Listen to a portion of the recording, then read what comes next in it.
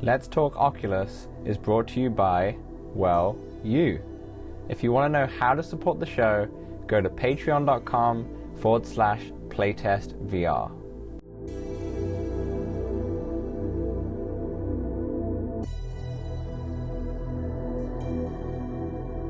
What's up, Oculus nerds? Welcome to Let's Talk Oculus episode 17. As always, I'm Dan from Playtest VR, and also my co-host, the imposter among us, Samson from Spreading VR. How you doing? I'm doing well. Yeah, we got ourselves a little Among Us game last week. That was pretty fun.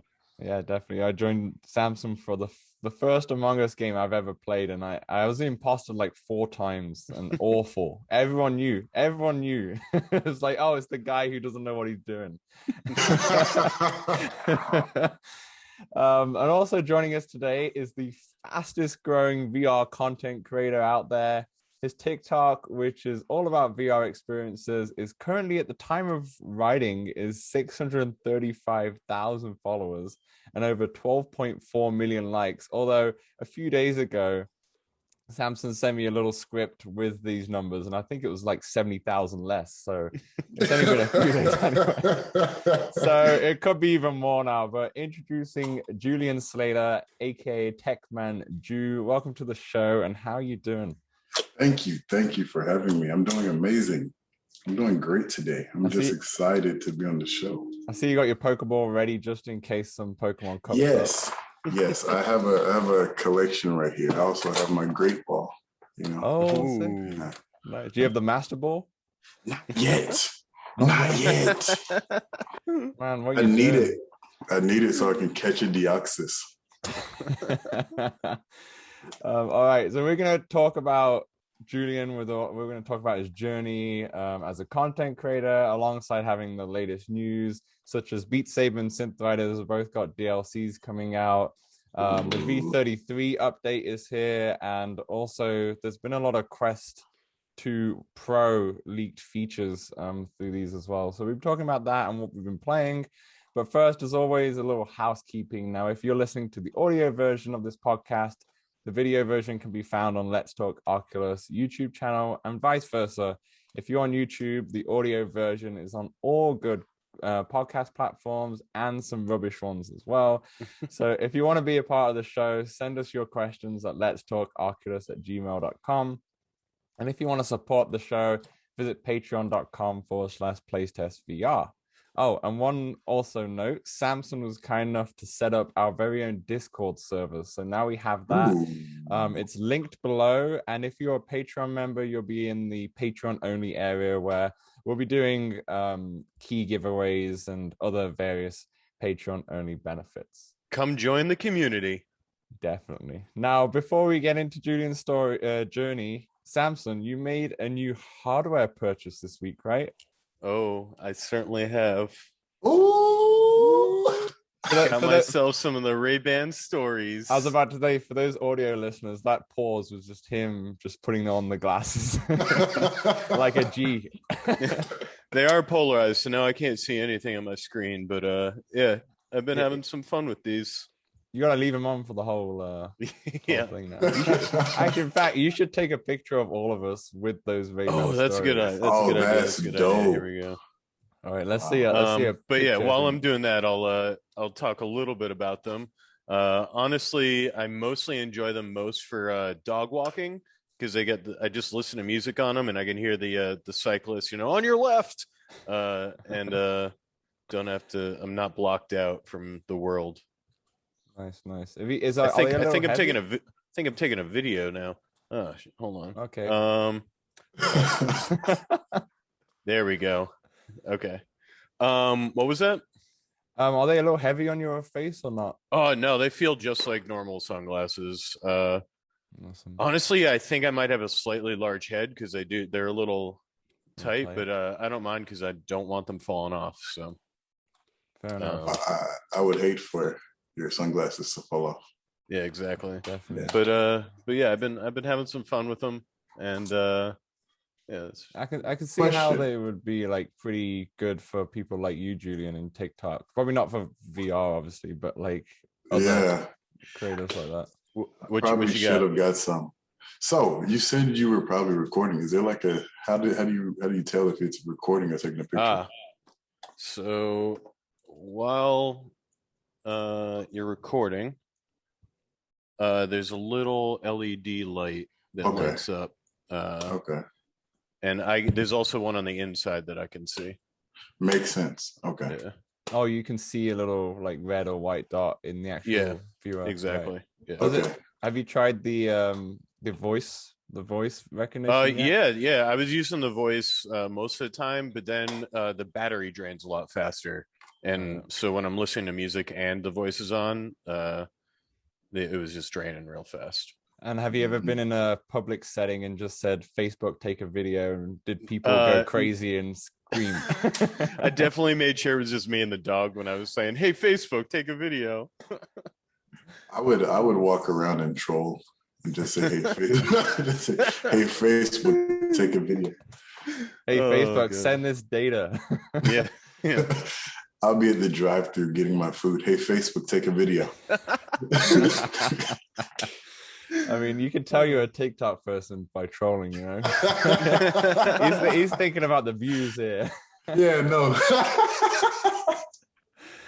Oh man. All right, so let's move on to you, Jullian. Like I said at the top of the show, fastest growing VR content creator out there. First of all, congratulations. Because having even more than 100,000 followers on TikTok is no joke, and you have 600 plus. So I think 2.4 million or 2.1 million likes as well. Like incredible stuff. So congratulations. I think I have 12 million. Is double digits. All right, Jesus Christ, you know. I was like 1.2 million. Wow, I got like that was my last week's. No, I actually got like 1 point something million likes on one video. Oh yeah, my bad. Yeah, my bad. Jesus Christ. Oh no.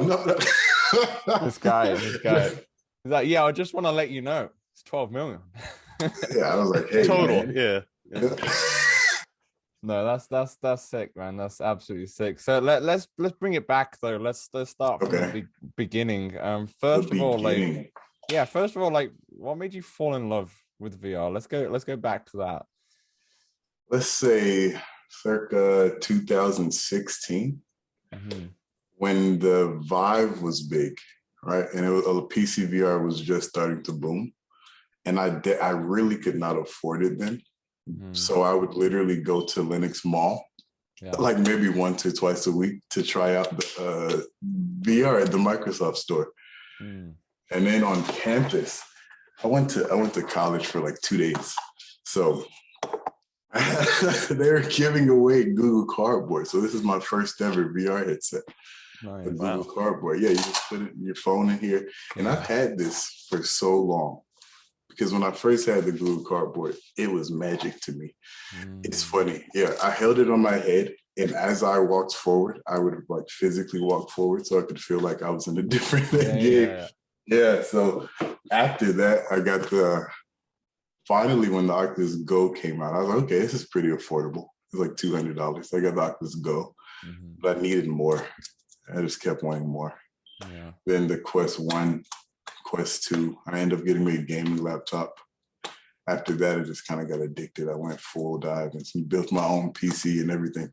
Wow. Yeah, it sounded like it accelerated quickly after the little cardboard. Yeah, I was like my focus. Like you can ask all my friends. I kept saying, "Hey man, have you tried VR? Have you tried VR?" Yeah, nobody at first nobody was like that interested. They were like, "Man, it seems so gimmicky, I guess." But I'm like, man, even shooting zombies in the Oculus Go, even though you couldn't like walk around, turning around and shooting zombies with friends was crazy to me. It's just as soon as you put on the headset and you're transformed into a different world. You know, you don't see your bedroom anymore. You're in a different world is the amazing part. Exactly. That's why I like to tell people. I'm like, I like to think of humans. Yes, we are physical, but we are mental beings or spiritual beings, right? So like when we put on the headset, I feel like I'm actually in a different world. Yeah. You get what I'm saying? And that's why, I mean, people will be like, you put so much passion into playing the game. I'm like, I'm actually living this. I'm not playing the game. You know what I'm saying? I'm not playing the game. This is really like, when I think of like the future, I feel like we're already there. You get what I'm saying? Yeah, I'm like, I can literally go earthbend or firebend, be the avatar. I can do whatever I want. And it's crazy to me that everyone isn't on VR yet. Yeah. That's crazy to me. One of my favorite TikToks that you've done actually was the one that you were just painting your wall in VR, which I know it sounds crazy, but I was just going through it last night and I was like, holy crap, this is awesome, because you've got this massive white wall where you put the headset on and you're actually pretty good at art as well. So I was like, I can't produce what you're producing. Holy crap, I'd be able to do it like a stick man. Even that would look a bit weird. That's actually like the theme I like to go for. I hate for people to just think I'm playing a game. I want them to see like it's a multi-dimensional or multi-reality type activity. Like I'm actually here. And a lot of people think it's just games. And I'm like, man, you can go relax. You can take a nap if you want to. I'm not gonna lie. Sometimes I take naps in VR chat. I take a nap in the aquarium. I saw that video. Yeah, bro, that was crazy. I'm not gonna lie. You waking up in VR is just like, one, you're a little disoriented. You're like, where am I? But it's crazy though, because you'll probably have like a anime character standing next to you, like, hey. You're like, am I on mushrooms right now? What is going on? You know what I'm saying? Really? I'm like, what did I eat? Did I accidentally? But no, it's amazing to me. You're right. I've done the in Supernatural, they have the meditations and you do close your eyes. You're in like some random place and you close your eyes, but then after you open your eyes, just after 10 minutes, it does feel like super calming and relaxing. You're like, oh, this is nice. And then you take up the headset, you're like, oh man, I'm back in my Have you ever tried Trip? I have not tried Trip, no. Trip is great. I'm not gonna lie. As far as like, I want to use VR more for like meditation and stuff like that. I want to use it. I want to apply VR more to my life. Like I already work out and stuff in VR, but I want to use it for more areas in my life to help like promote that part of VR. Because I don't want everyone to just think like, hey, it's for kids. We're just playing games in rec room and stuff. Like I'm like, no, there's so many applications for VR. Like I did knee surgery. And really? I was like, yeah. I'm like, okay. Like now I feel certified. Oh god. It's crazy. I think also you're right. The thing is, when I talk to people who have not played VR before, or just look at my YouTube channel, they go, oh, you need a high-end PC for that, right? And I was like, no. And then you're right. It's either a high-end PC or just games. And I don't know if that's just down to like some like probably misleading marketing from Oculus and such. But that's true. I haven't seen any Oculus advertisements that are for like other stuff that are not gaming. Like I've not really seen them for the VR movies, the experiences we have in there, or you're like Tilt Brush or stuff like that, or big screen. I've not really seen the Oculus market that at all. It's just been more Beatsaber, Star Wars, the fighting games, and that's about it, And what's crazy? No, what are you about to say? I saw someone on Twitter, I think it was Cup of Jasmine. She was like asking like what is what to watch, and I was like, you got to watch some 3D movies, and like she didn't even like realize that was a thing. But that's what's crazy to me. Like a lot of people will even see the commercials or even see my videos and they'll comment and be like, is this PlayStation VR? And sometimes I'm like, what? I'm like, one, I obviously tag Oculus or I hashtag Oculus Quest 2. And then a lot of the times when I even explain that you don't need a PC, they're like, so do I hook it up to my Xbox? I'm like, no, this is the system by itself. I'm like, this is all you need to get into VR. And especially I think companies are focusing on mobile. So I feel like right now, I do understand where people are coming from. It's not a lot of games, but I mean, we just recently got into mobile VR. You hear what I'm saying? So it's like, I understand where they're coming from, but I'm like, hey guys, let's be patient. because it's like it's only the Quest 2 has been out maybe not even a year, maybe just about a year. Yeah, just coming a year now. Yeah, you know what I'm saying. And the Quest 1 was like right before that. So really, mobile VR was like, I don't even count the Oculus Go. I mean, you can, but no, you know what I'm saying. But not mobile enough VR, degrees. Yeah. So about maybe 2 years or so that we have mobile VR. So I mean, I think also we mentioned it 2 or 3 podcasts ago when Space Pirate Trainer Arena started to release. Yeah. If you go to like the VR arcades around in your city or in your country, pretty much all of them are all using HTCs. And they're all using the pulley system, right, in the ceiling for it, and high-end PC VRs. But then I feel like that's why Oculus or Facebook need to try and push games like Space Pirate Arena into these VR arcades, so people can realize that, oh crap, this is just on a hands-free mobile headset, and then people kind of understand more that you don't need all this stuff. You just need the big space for that game in particular, but you don't even need the PC at all or anything. Do you guys like go through SideQuest a lot or look through their games sometimes? Yeah. Okay, so there's there's 2 games I love that use the same space for the game. So it's like there's one called Laser Storm Arena and then Mission X VR. So Laser Storm Arena, you literally can all of you guys. So my carpet, the big carpet is literally so I don't have to use my Guardian. I just walk around on my carpet. Yeah. So brave. As soon as I step on hardwood, I'm like, okay, calm down. But so imagine everyone's on the carpet, and then like Laser Storm Arena, you're floating on a giant asteroid, and around you is just like ships and aliens and stuff you're shooting, and you're all in the same space. And I think that's really something that Oculus needs to work on, like same space games that'll really bring people together. Definitely. See if they can incorporate AR as well into it as well. Oh, man. Yeah. Oh, yeah, AR. Yeah. I don't know if you guys have tried out any of the new like pass-through games on SideQuest. I have not. No. Bro, it's crazy. I'm not gonna lie. Do you have a favorite one? The dojo. It's like you're training, like you're in your room, but then this little wooden block has arms spinning, and you can and it's so smooth. Like it's crazy because I'm walking around my living room looking at my living room, but I have the little dojo in there. Yeah, it's crazy. I'm excited for AR. Nice. Is that using the controllers or is that hand tracking as well? I don't think I tried hand tracking with it, but I know it's using the controllers definitely. Like but I'm ready for like Pokemon Go AR. Yeah, I mean didn't they have some sort of Pokemon on SideQuest? Yeah, that's now Revomon. Yeah, they didn't want to get sued, I imagine. Yeah. It's actually a pretty cool game. I think they're trying to do like NFT stuff where you like actually own the little mons. That's nice. That's cool.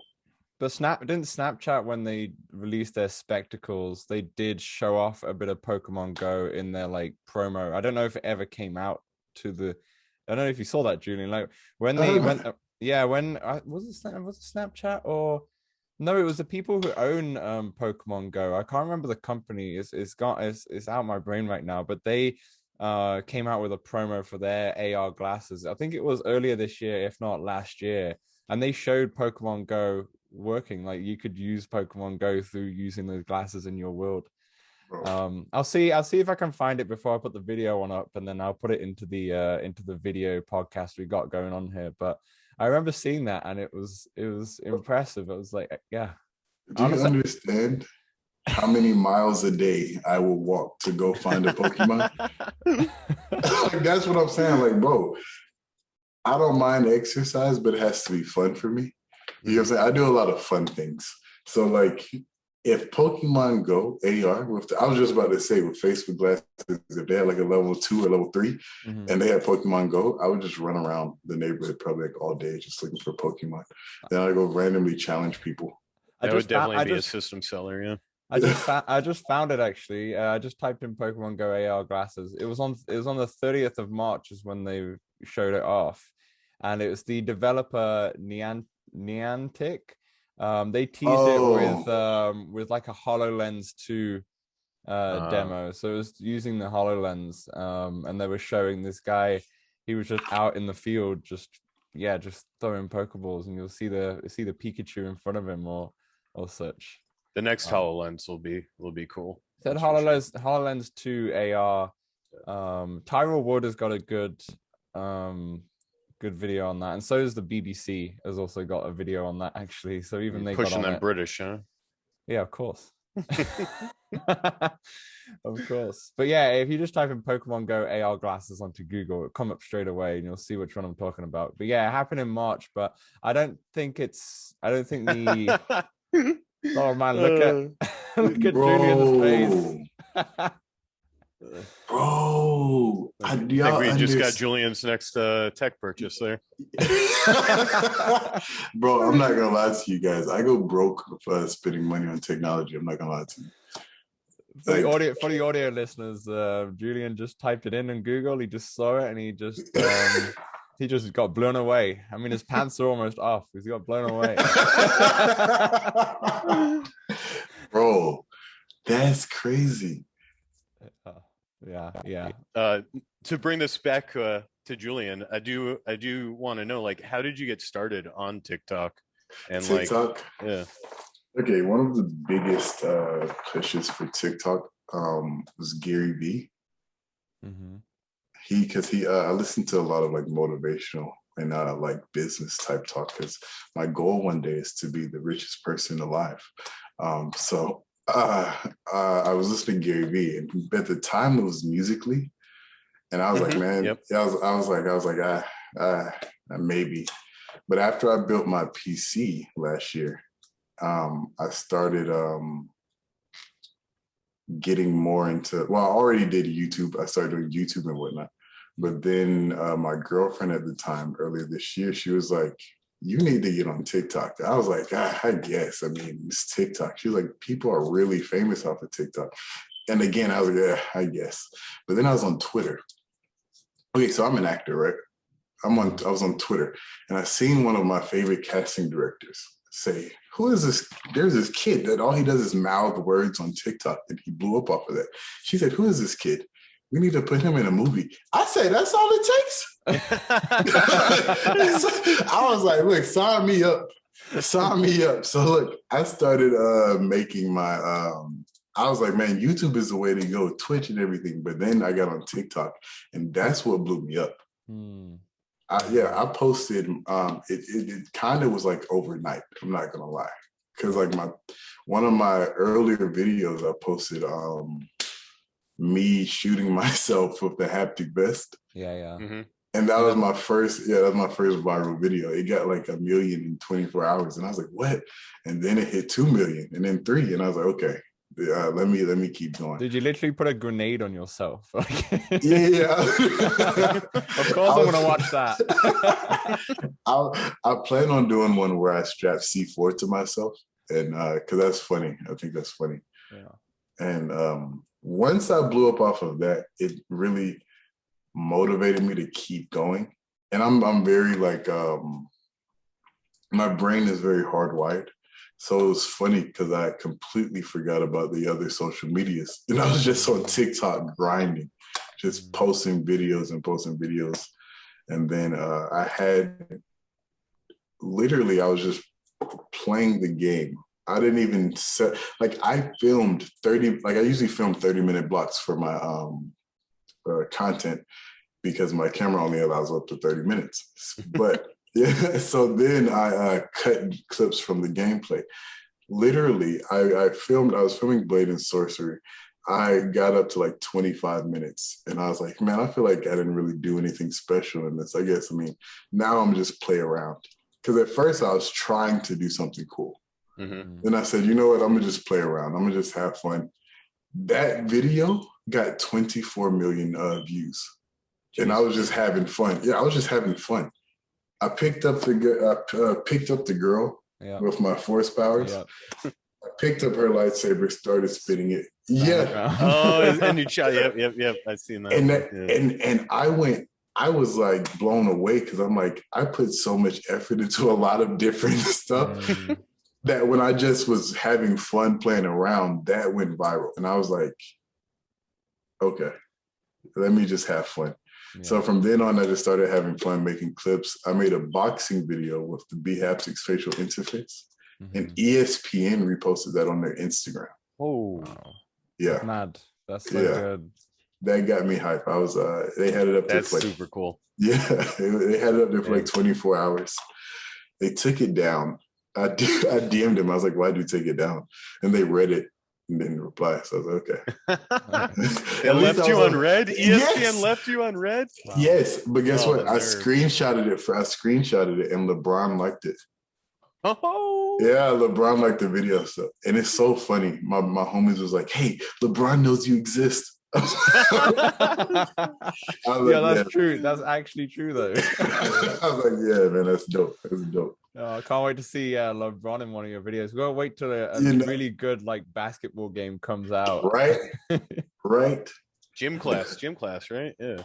Oh man, gym class is very fun. I like VR to be very realistic. So when I do gym class, unless I map out like a basketball court, I'm probably just gonna just shoot some threes or something. Mm-hmm. Yeah.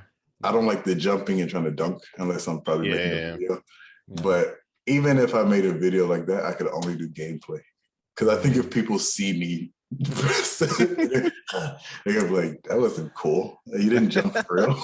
It's true though. Sometimes like when you're doing it in VR, you look kind of stupid. So it's like, okay, does this kind of look funny, or would this put people off in a way? Like, are people laughing at the video, or are people laughing at me? That's when you gotta find the line. But going back to that video you say in Blade and Sorcery, dude, when I saw that, I loved that because it was like it felt like a Mortal Kombat fatality that you were doing. You know, I've actually seen a Mortal Kombat fatality where they do spin is it Kenshi's? I can't remember. That's what I was about to say. Yeah, where he just spins, and I was like, holy crap, this is basically it, but in Star Wars. And then you chop it, and it's funny how you just hold up the head and you're like, yeah. Just like, you sick. And it's so funny because I really be in character. Yeah. Like I really be in character. I'm like, even when I play games like The Wizards, Dark Times, that's one of my favorite games. I beat that game maybe like 50 million times.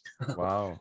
Yeah, the Dark Times is like very cinematic to me, like with the fights and everything. Yeah. And that's what I like. Like if I could live in an anime, I would, as long as I'm like one of the strongest characters. Then it's like, okay. Nice. Yeah. Fair enough. Like you man, like TikTok might be the right platform. I remember you saying just then was that you're like, TikTok what? Like, but then I kind of said the same thing to Samson. Yeah. Samson posts a video of him eating a chili and it gets like thousands of views. I was like, damn, dude, I had thousands of views on my YouTube for ages, and you just took a video of you just eating a chili. What's going on? It's crazy. It's crazy.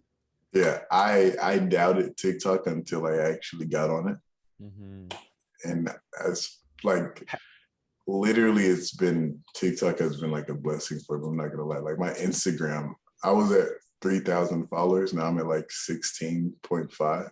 Yeah. And that took off with the TikTok? Yeah, because honestly, I'm big on marketing. So what I do whenever a video goes viral or something, I'll comment like, hey guys, go follow my Instagram. I post there too, stuff like that. Because one, if I want to do this, companies right now are still hesitant. A lot, I don't want to say all companies, but a lot of companies are hesitant for TikTok because it's still fairly new. Like I didn't really get a lot of my opportunities until my Instagram kind of blew up. Yeah. Like I even have a clothing company wanting to send me some clothes. I'm like, okay, cool.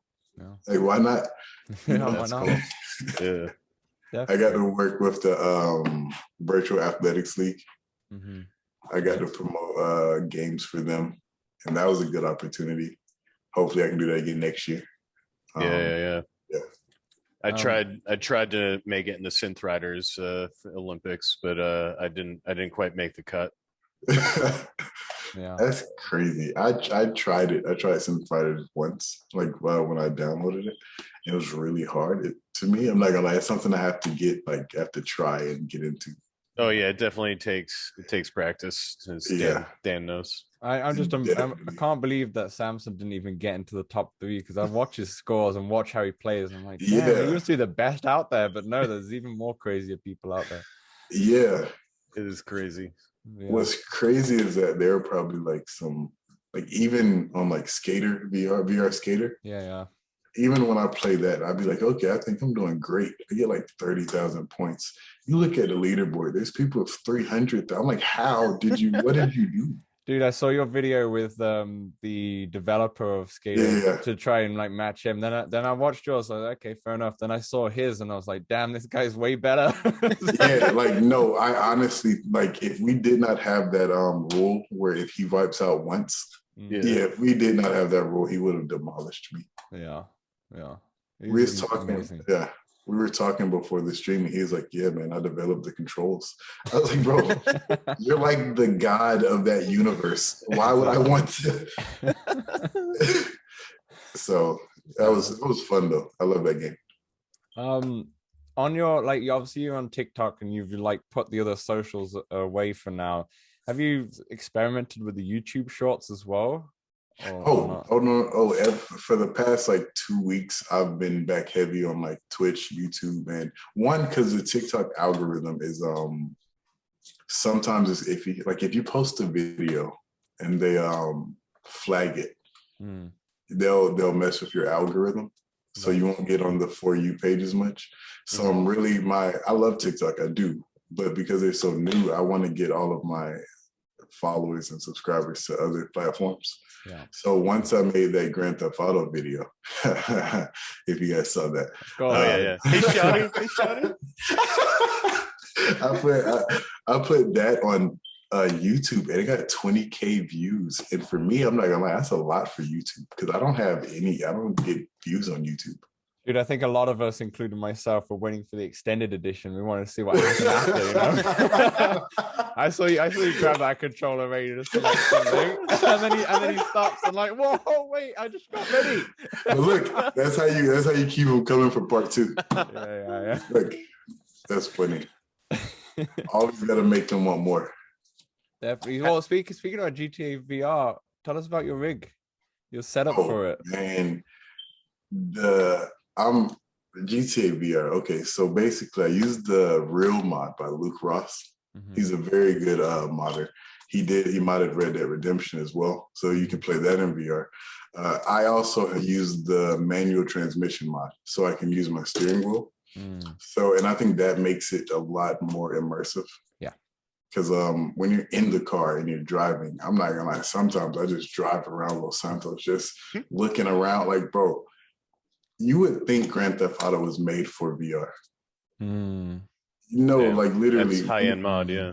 Yeah, like when you're driving in there, I drove and I stopped at a red light and a homeless person actually asked me for money. And I was like, I was so blown away. I could read the sign and everything. I'm like, why is it so detailed? Like, Grand Theft, why? Who is going to see all of this? Like, there's so much stuff in there. I'm like, yeah, Rockstar is good with the details. Yeah, like the trash on the ground is crazy. I'm like, who's littering? Why? There's like the cats, the little stray animals, bro. If Rockstar made a game strictly for VR, I think it would be amazing. Well, funny enough, you say that. I was just listening to some like PlayStation podcasts recently, and they were saying how GTA 5 sales are just ridiculous. And even though the game came out in what, 2016? Yeah, 360. It came out on a 360.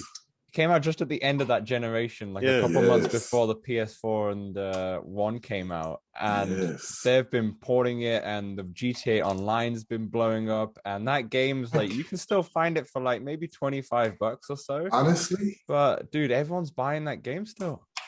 Honestly, if they just incorporated the mod themselves and made it to where it's not a mod, you can do it and play online and everything, I think that right there will make GTA go even longer. Yeah, a couple of years. Like, can you imagine? Because you can't do VR GTA multiplayer, correct? No, you cannot go online. Yeah. I mean, I haven't tried it, but it's a mod, so I'm pretty sure you'll get banned. Yeah. So can you imagine them putting a VR mode for the PlayStation VR when it comes out next summer. Like, can you imagine how many PSVRs will sell out? Like, it'd be ridiculous. When I'm sitting right here and I talk to the girl that's sitting in my seat, imagine if that was actually another player and we're driving, I'm just having a conversation. That's crazy to me. Yeah. It is opportunity to be a real social game for sure. Bro. I see your eyes like lighting up. Yeah, what you got? Speaking of Grand Theft Auto VR, it is compatible with the Yaw motion simulator. Oh, I know you got that coming in the mail. So do you understand what I'm going, like with the steering wheel too in the Yaw, driving around, I'm going to do jumps. Like I'm the lowrider? Yes. Are you kidding me? You know, I honestly think if I get the motion simulator and go as fast as I can on a jump and be in Grand Theft Auto, that's going to go viral. Oh, they need to make the GTA San Andreas mod so you can go into the lowrider battles, and so I can try and flex in the lowrider.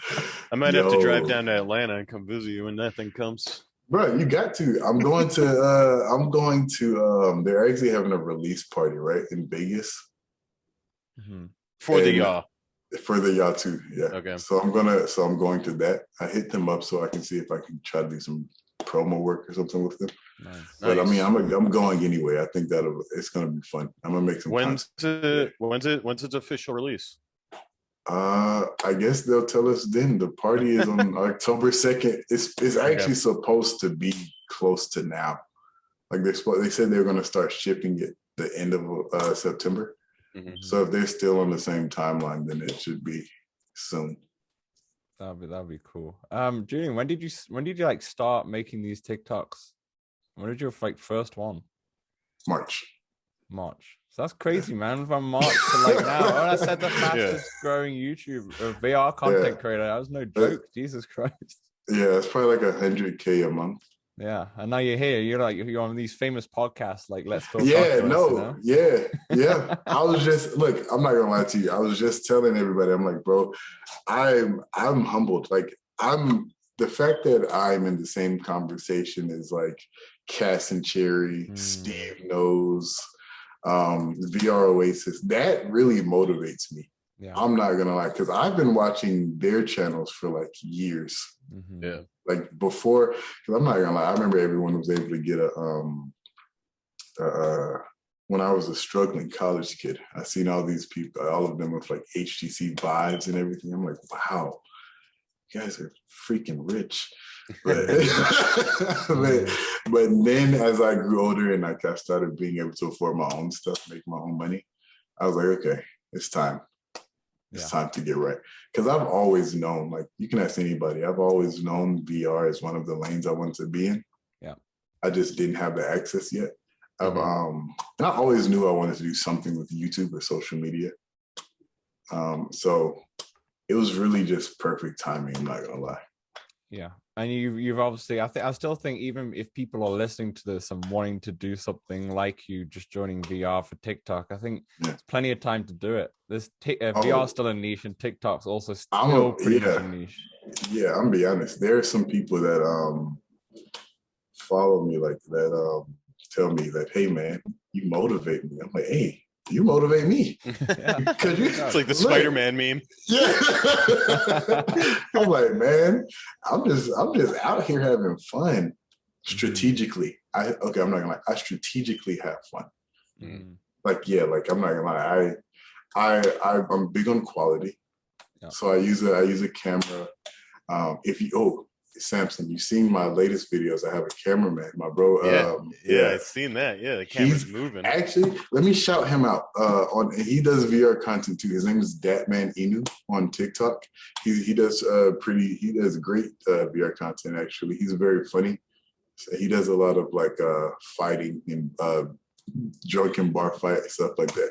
I saw that one. If you saw hilarious. When we was in the same room, that's him. Yeah. That's him. So we help each other out with filming and everything. That's my bro. Like it's funny because I've always been in VR, and he asked me about it. I'm like, yeah. But when he asked me about it, it was at the point where I was like kind of tired of trying to get people interested in VR. So I was like, yeah, bro, it's VR. It's whatever. But then he actually went and bought a Quest 2. I was like, oh, yeah, I was like, oh, okay. He's like, yeah, bro. Yeah, I was like, okay. So literally, and that was before I even blew up. So it was funny. We just started collabing, making content. And I was like, bro, we've known each other for so long. Why haven't we been, working together? And he's just like, same thing I said, perfect timing. Yeah. So you basically live in a VR content creator house now. Basically, I'm not gonna lie. I plan to like use my adult money to do a lot of VR stuff. I want to have like maybe a warehouse. I had plans of making like a I don't care if you guys steal it. I had plans of like this is my thing. Look, I'm gonna tell everybody my plans because it's just gonna make me have to do it better. So we'll steal it and you'll be like, yeah, I can do better. Yeah. It's competition. But I want to have like maybe like a little VR lounge, right? Like I want to have a big space to where like I know in the future everyone's gonna have a VR headset, but not everyone has a lot of space. So if you want to come to my warehouse, it'll be a little cheaper if you bring your own headset. You can use our space, rent some time out, play some big room scale games like you've never done before. Because it's a very different experience when you're huddled up in your like little circle boundary. What is it called? Stationary. Yeah, stationary. Yeah, I never use it. So, but the stationary boundary, yeah, it's horrible. But when you can walk around and interact at least like 5 feet, walk around, it's a different experience. For sure. Yeah, there's this old rundown Kmart here in Erie, Pennsylvania. I'm like, oh man, I just want to buy this up and like. You feel me? It's just like such a huge space. I'm even learning about like business loans and everything. I'm about to make an LLC. I'm about to do all of this just so I can invest into VR. I'll like, especially on like the entertainment side or like the just chilling, hanging out, having somewhere to go to play VR. Like imagine if I had like a tennis courts, like, and then I can just say, hey guys, come on, we're gonna hold a Space Pirate Arena competition. Bring your teams, stuff like that. We can film it. It's like, because marketing is like king. Definitely. If I can, if you can, if I film it the right way, everybody's gonna want to come play Space Pirate Arena at my factory. You know what I'm saying? Dude, I think you're talking a lot of sense. Like we look at VR right now, and it is such a niche. And you look at you look at all the pancake games, right? Your PlayStations, your Xboxes, right? And they're like kind of established what you're doing on Twitch. They're kind of established on YouTube. They're established, But with VR, like I mean, I've done it. Me and Samson have talked about it as well. Just having a gameplay video of VR on YouTube, it's just not the same. It's just so like we've been talking in the background and we're like, how do we create some content that people will be like, holy crap, I can now understand exactly what you guys are doing right now. And I think what you're saying, like having some sort of big warehouse and some place to play and some big scale videos on that would be a great idea, I think. Because we got to do something different than just do it exactly like these PlayStation, Xbox, because it's not the same thing. Because a lot of the time, a lot of people just want to be able to do it with their friends. And that's really the most fun. Like they don't decide. A lot of times people don't even care if they lose. They're like, I'm just having fun with my bros. I mean, me, nah, I'm living the life. I'm like, I'm in a movie when I'm in VR. I'm living this. I live 15 different lives. I'm a wizard, a mage, but a lot of people just want to have fun.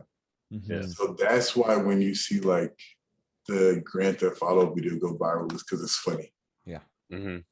It's funny. Like, it's like, that's what I want to add more. Because honestly, if you go to my YouTube, I posted a great video of Half-Life Alyx, a mod of Half-Life Alyx. It's like, it's you seen the movie Starship Troopers? I've not. Basically, there's a mod where the aliens just run up and you shoot me. I was like, wow, this is great. I only got like maybe 300 something views on it on YouTube. I was like, wow. So really, I'm like, because I just want people to get into VR. I'm going to focus a lot more on like comedy, making people laugh. Because even my paranormal activity video, one, TikTok didn't put it on the For You page for some reason. That's why Really? Yeah, that's what sometimes TikTok will not like mess with you, and I don't know why, but sometimes they just won't. How do you know if it goes on the For You page or not? You check your analytics.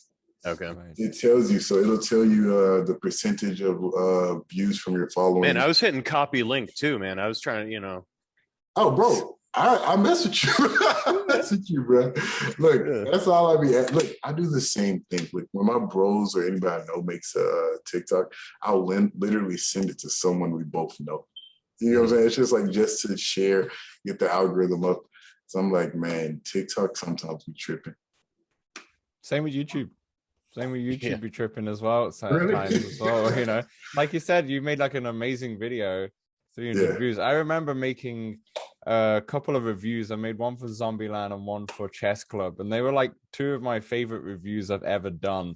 And it took me like all week to like do the whole script, film all the B-roll, like put everything together, and I put it together. I'm like, yeah, this is a sick video. This is great. Everything's working. You get like 500 views total, and it's like, what? And then I put a video out on something else. Like I put a video on Walkabout Mini Golf, just playing it. This is like my second ever video, and the audio is awful because I'm using like my AirPods and I'm filming it on my phone. You're just starting out, and that got like thousands and thousands of views, and I'm like, what? Come on. The one that I actually put effort in, it's crazy. I understand.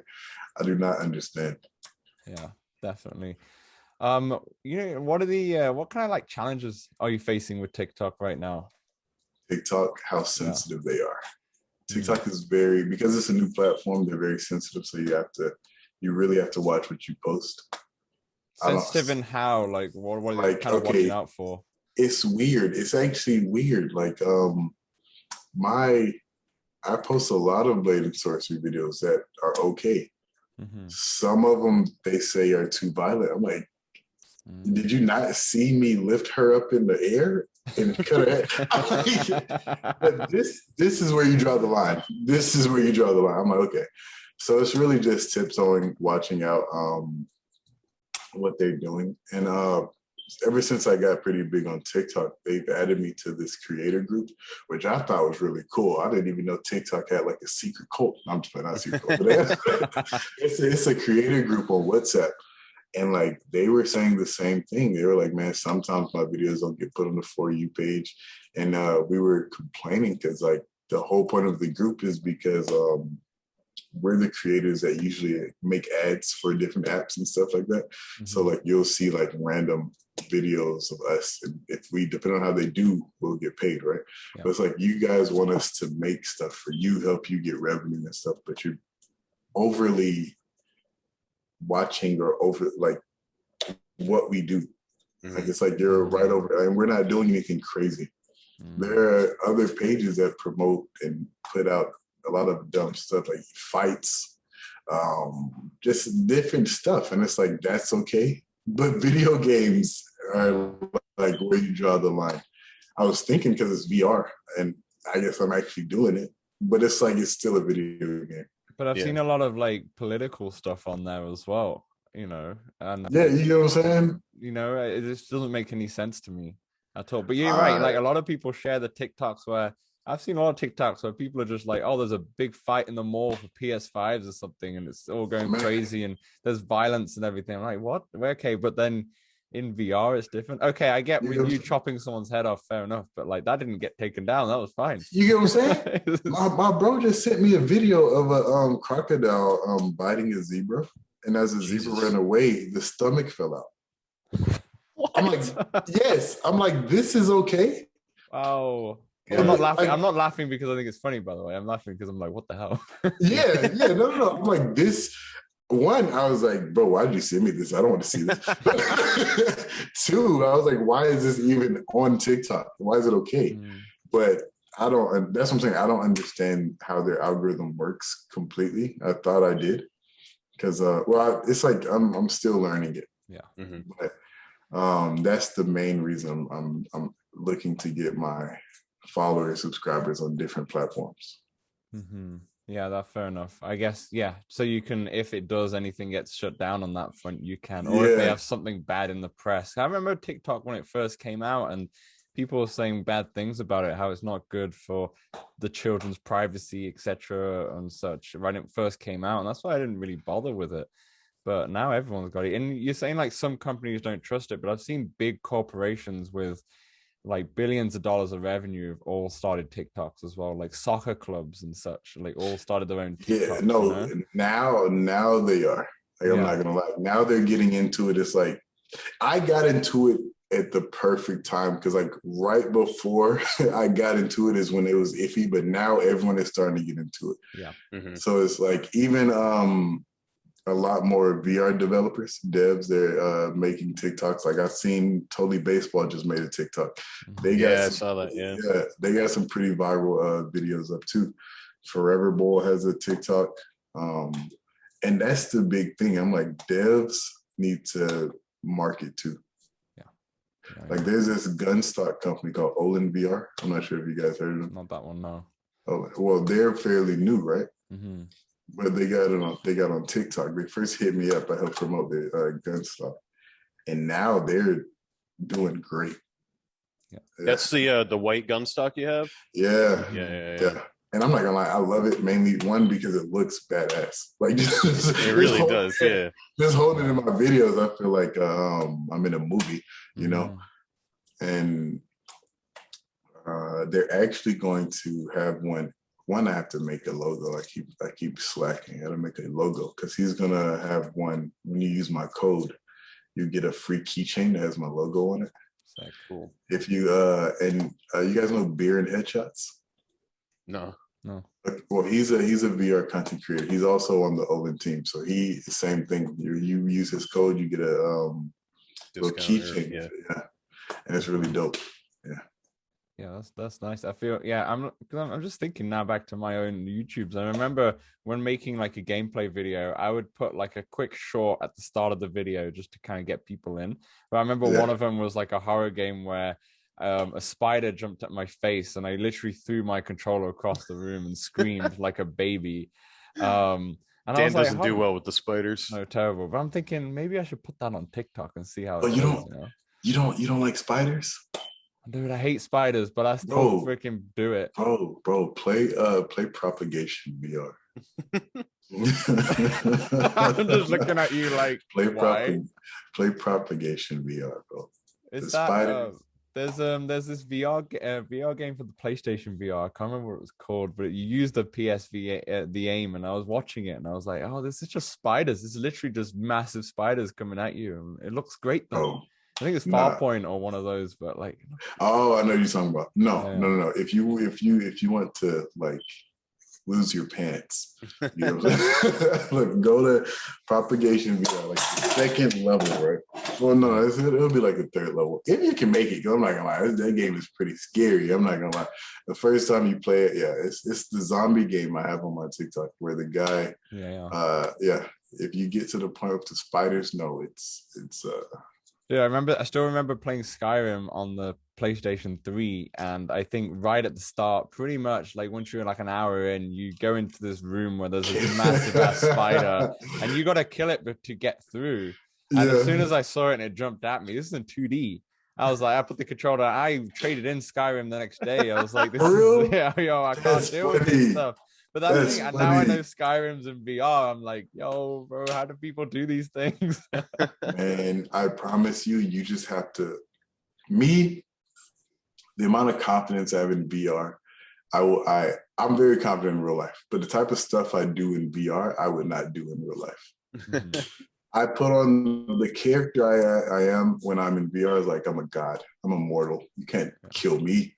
So if I keep that mindset, I can overcome any fear, but that's if I can fight back. In games like Paranormal Activity, no, no weapons, right? Yeah. No, bro. Yeah, that's a no-go for me. No, bro, that game right there, I've never been so frightened in my life. And it's funny, I'm so glad my bro was filming, because if I didn't have anyone else in the room, I probably would have like cried, because look, as an actor, when the camera is on, nothing matters. It's like, hey, get through the game. Yeah.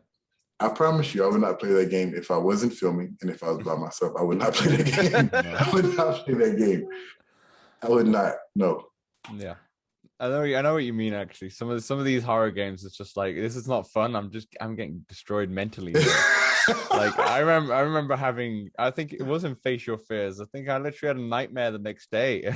Like big ass spiders in the night. I'm like, damn, I did this for 69 views on YouTube at the time. I was like, what is this? What is this? But yeah, I think Jullian, you should give some advice to Samson right here, because he's not a horror guy whatsoever. We're trying to get him in. I guess that's it. You just got to act, right? You just got to pretend you're someone else. You have to. I promise you. If you say, "Hey, I'm Samson who's afraid," you will be Samson who's afraid. so be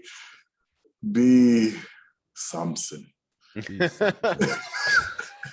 the voice Samson. Oh, you'll be a big VR horror TikToker soon. With it, in terms of like the games though that you're seeing the best success on TikTok, is it not a particular genre or anything, or is it more to do with like just the comedy aspect? Like what I was saying is that there's a lot of TikToks out there which will probably be like VR horror will probably be a big hit because they'll see people getting scared and such. But are you seeing a big take on more of your just comedy elements? That's what you're seeing. It's one of two things. It's either funny or it's like super badass. Like the Star Wars one, like people was like, whoa, this guy's a menace. Like I would never want to like mess with this guy. The GTA is just strictly funny. Yeah. Like the reason I love that one, I love when the comments are filled with quotes that I said. Yeah. I love that. I'm like, okay, now I know what they like, because they point out the funny things. I'm like, okay, I just gotta keep improvising. Yeah, when you picked up that girl and she gets in the car and you're just like pointing at her drunk friend, like, yo, is your friend all right? Is your friend? She's like stumbling over there. Yeah. Oh man, that shit is hilarious. See, I love improv.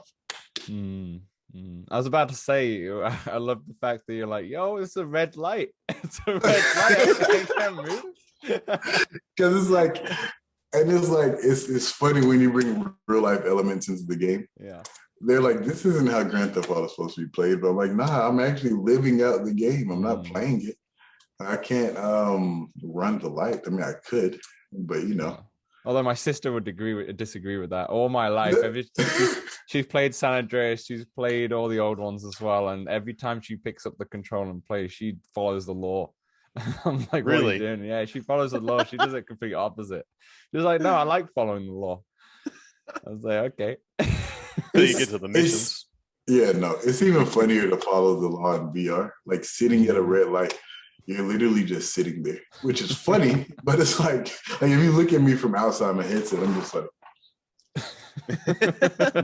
just sitting there. But it's funny, like no, Grand Theft Auto, people walk by your car on the phone, and you listen to their conversation, and you're like, how much money went into this game?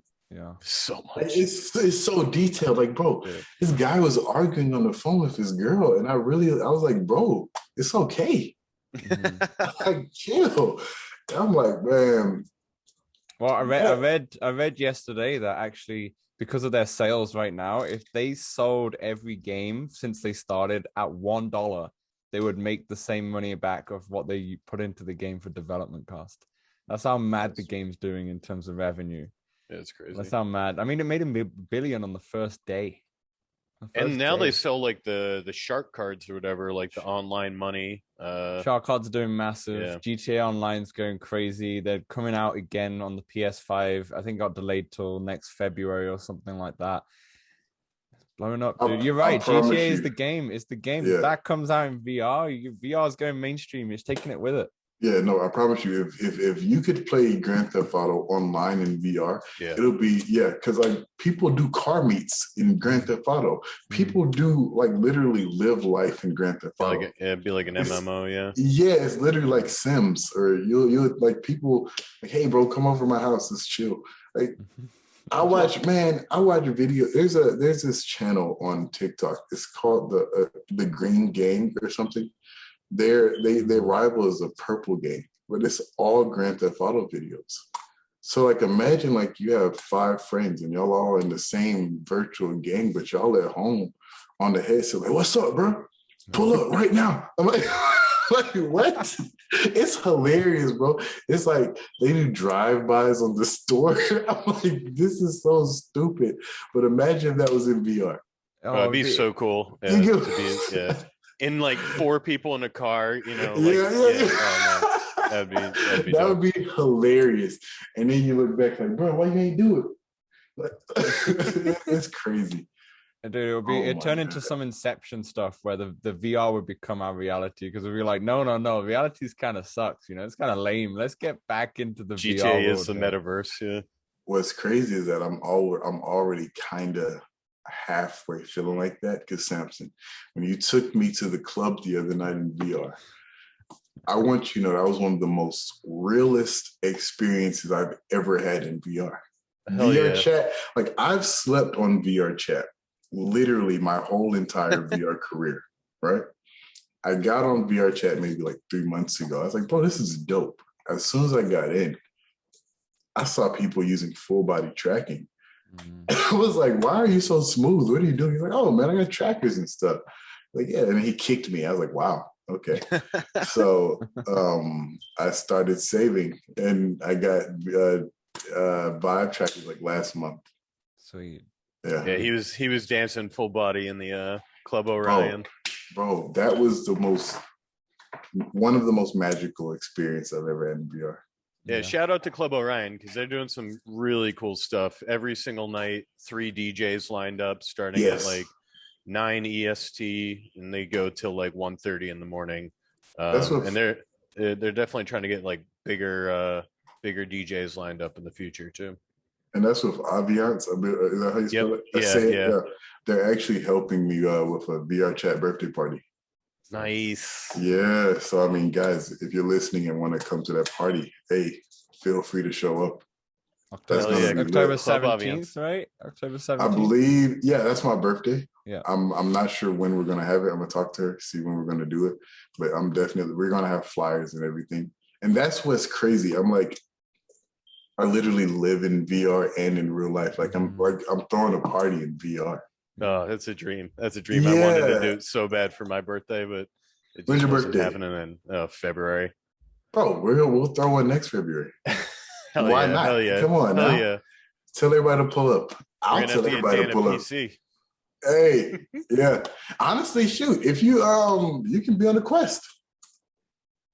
I don't think the club that club is only PC. Okay. That's why I haven't been on it. I haven't got a PC VR setup right now, so I'm like in and out right now. So that's why I was like, I've been seeing what Samson's been showing me, and I'm like, this is wild, because you can watch it on Twitch, right? You can watch. Yeah. They and I'm like, Twitch, there's literally lights going everywhere, and I'm like, damn, I can't even get into my own club right now. That's wicked. Like, imagine if you could. You need to get a bottle like this. I'm showing on the podcast here, which has a straw, so you can drink it in VR. Fill it up with beer or something, or some liquor. No, you're gonna have a time. Bro, no, I was already lit when I walked on the dance floor. You know what's funny? Somebody was like, "Oh wow, you're Techman Jew." I was like, "Yeah, yes, that's me." But I felt so cool. I was like, "Yeah, that's freaking dope."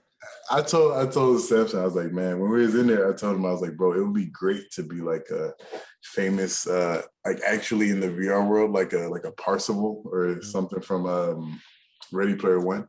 Yeah. I think that would be really cool to be not only known in real life, but in the virtual world too. I saw you put out a ping for a custom VR chat. Any word on that? Any word? Actually, yeah, I got some leads. I need to hit them up, see what I can do. I need to make some concept art, I guess. I'm not sure how that process goes, but I've got people sent me a lot of places and a lot of people to hit up. So once I talk to them, then I'll know. I see your brother's pretty good at drawing. You got to get him to draw you up something, bro.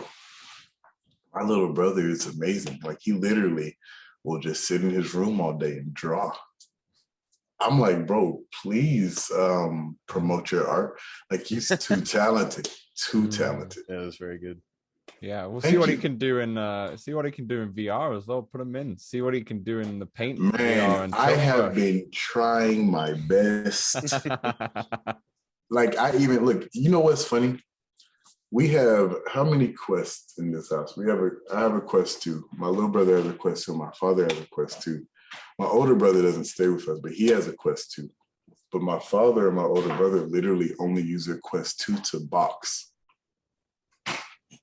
I mean, it's pretty good, but Yeah, there's so much else they can do. Yeah, I'm like, that's the people who only play Beatsaber, you know. I'm like, bro, do you understand? I'm like, man, I'm not gonna lie. Just traveling in VR chat, going to different worlds. I'm like, bro, do you understand what you could see, what you could do? Yeah.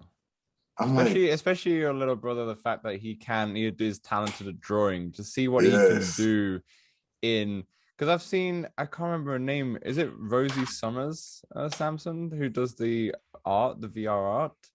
I do not recall. I think her name's Rosie Summers. She's an English, and she works for XR Games as like the lead artist and such, and for the one who did Zombieland. But she also on a side hustle. She's in, I believe it's in Tilt Brush, but I can't remember exactly which one it is. But she does events. She's on like Eventbrite, and then she does like a virtual event for like 2-hour live stream for people, a ticketed event as well.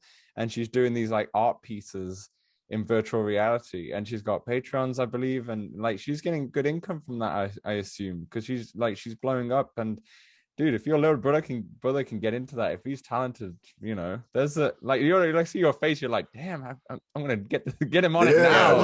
Get it on it now. Yeah, RosieSummers.com to all the listeners, if you want to check it out, scroll down a little bit and you can see all of her art. Very cool. Crazy. And she does some amazing stuff. Like she did, I think the Lion, the Witch, and the Wardrobe thing was awesome that she did. And she does some amazing stuff. And yeah, if your little brother can just utilize those tools, I mean, he must be a massively creative person. So like, I wonder what he can come up with using those tools, you know? Oh, definitely. I'm definitely trying. Get him on. Get him listening to this podcast. Like, I got you. What's his name? What's his first Jacoby. name? His name is Jacoby. Jacoby, get on it. What are you slacking for, you know? I know. There's a whole world out there, you know? Really? Look, I'll convince him. I got you. I'll tell him. The world needs VR art, especially with like NFTs. Everyone comments on my art videos like, bro, you should sell this as an NFT. I'm like, I don't even think it's that great. But I'm like, hey, if someone wants to buy it, hey, feel free. Well, that's the thing. Even if it isn't actually that great, the fact that you'll have a big following, people just kind of want to own a piece of your art. Yeah. Because they're like, yeah, man, I got the Techman Jew's art, you know? You know? Speaking about that, though, first of all, what came up with the name Techman Jew? Oh, that's so sounds funny. Like some sort of like martial artist. That's funny. See, okay, my homie Datman Enid, the guy who my partner in crime with the VR content, he always used to be like, bro, you're so techie, man. You're that techie dude. I was like, I guess. And he's just like, man, you know what? I'm just call you Tech Man. So he changed his name up on the Tech Man. I was like, bro, you know, that's kind of catchy. I mean, I might gotta use that. Because at first, it was King Jew. And I was like, that's cool. But when I was in VR chat, everyone would call me King Jullian, like from Madagascar. Oh, right. So, so I was like, okay, I need something a little cooler. Yeah. And it's so funny. As soon as I changed my name to Techman Jew, and then I did like a little VR photo shoot, and literally as soon as I did that, I blew up. Because it looked like I guess it looked professional. It looked like I was like a character, and I was like, yeah. Your profile pic's pretty dope. Yeah, your profile pic's awesome, dude. And I think the fact is I know you're pretty ripped anyway. You got those biceps, but that B haptics vest makes you look like that god Spartan that you're talking about. You know? That moron, like, damn, yeah. I'm actually about to commission. Once I sketch it up, I procrastinate. I found this guy. He makes like cosplay costumes, but he's gonna commission like a custom Techman uniform. Yeah, and Techman's gonna be like an actual like character, and that's what I'm the goal, I'm still trying to figure out how to portray it. The goal is to make it seem like Techman is this character that just travels between realities and just whoops ass. Dude, it sounds like an anime show to me. Yeah, literally, that's what I wanted to be. He just travels between realities using his high-tech gear, his VR headset, or his or it's like, well, if you can see my tattoo, you can't really see it. It's whatever, but a little bit. But it's kind of like I have like this circuitry tattoo, and it's connected to my spine. So it's more like I am the technology, and I have it. Yeah, I have it. I'm more like a brainiac. Yeah. I see what you mean. And that's the persona. It's going to be a few years, and then you'll see like kids going to Walmart to buy Techman Geo Halloween costumes. Hey, speak it. I was just saying I wanted an action figure. Oh yeah, hell yeah. I literally just said, I was in Hot Topic. I was like, bro, because that's where I get all my clothes. I'm not gonna lie, I just buy anime clothes. That's all I wear. Sweatpants and anime shirts. So I was in Hot Topic. I was like, you know what? It'll be really dope if they had some Techman shirts in here. So that's my goal, to get big enough to where I'm a character, an actual character. You're definitely on the right trajectory, and I think all these like big hopes and dreams that you're having, just keep thinking big, and you get there eventually, you know. And it started this in March, dude. This is ridiculous. I'm bringing you back down for a second. This is March. It's not March 2020 when pandemic happened. This is March 2021. It's madness. Oh yeah. So yeah. But I like to tell myself I haven't done anything yet. Like I have a lot of people that like congratulate me, but I'm like, man, I want a lot more.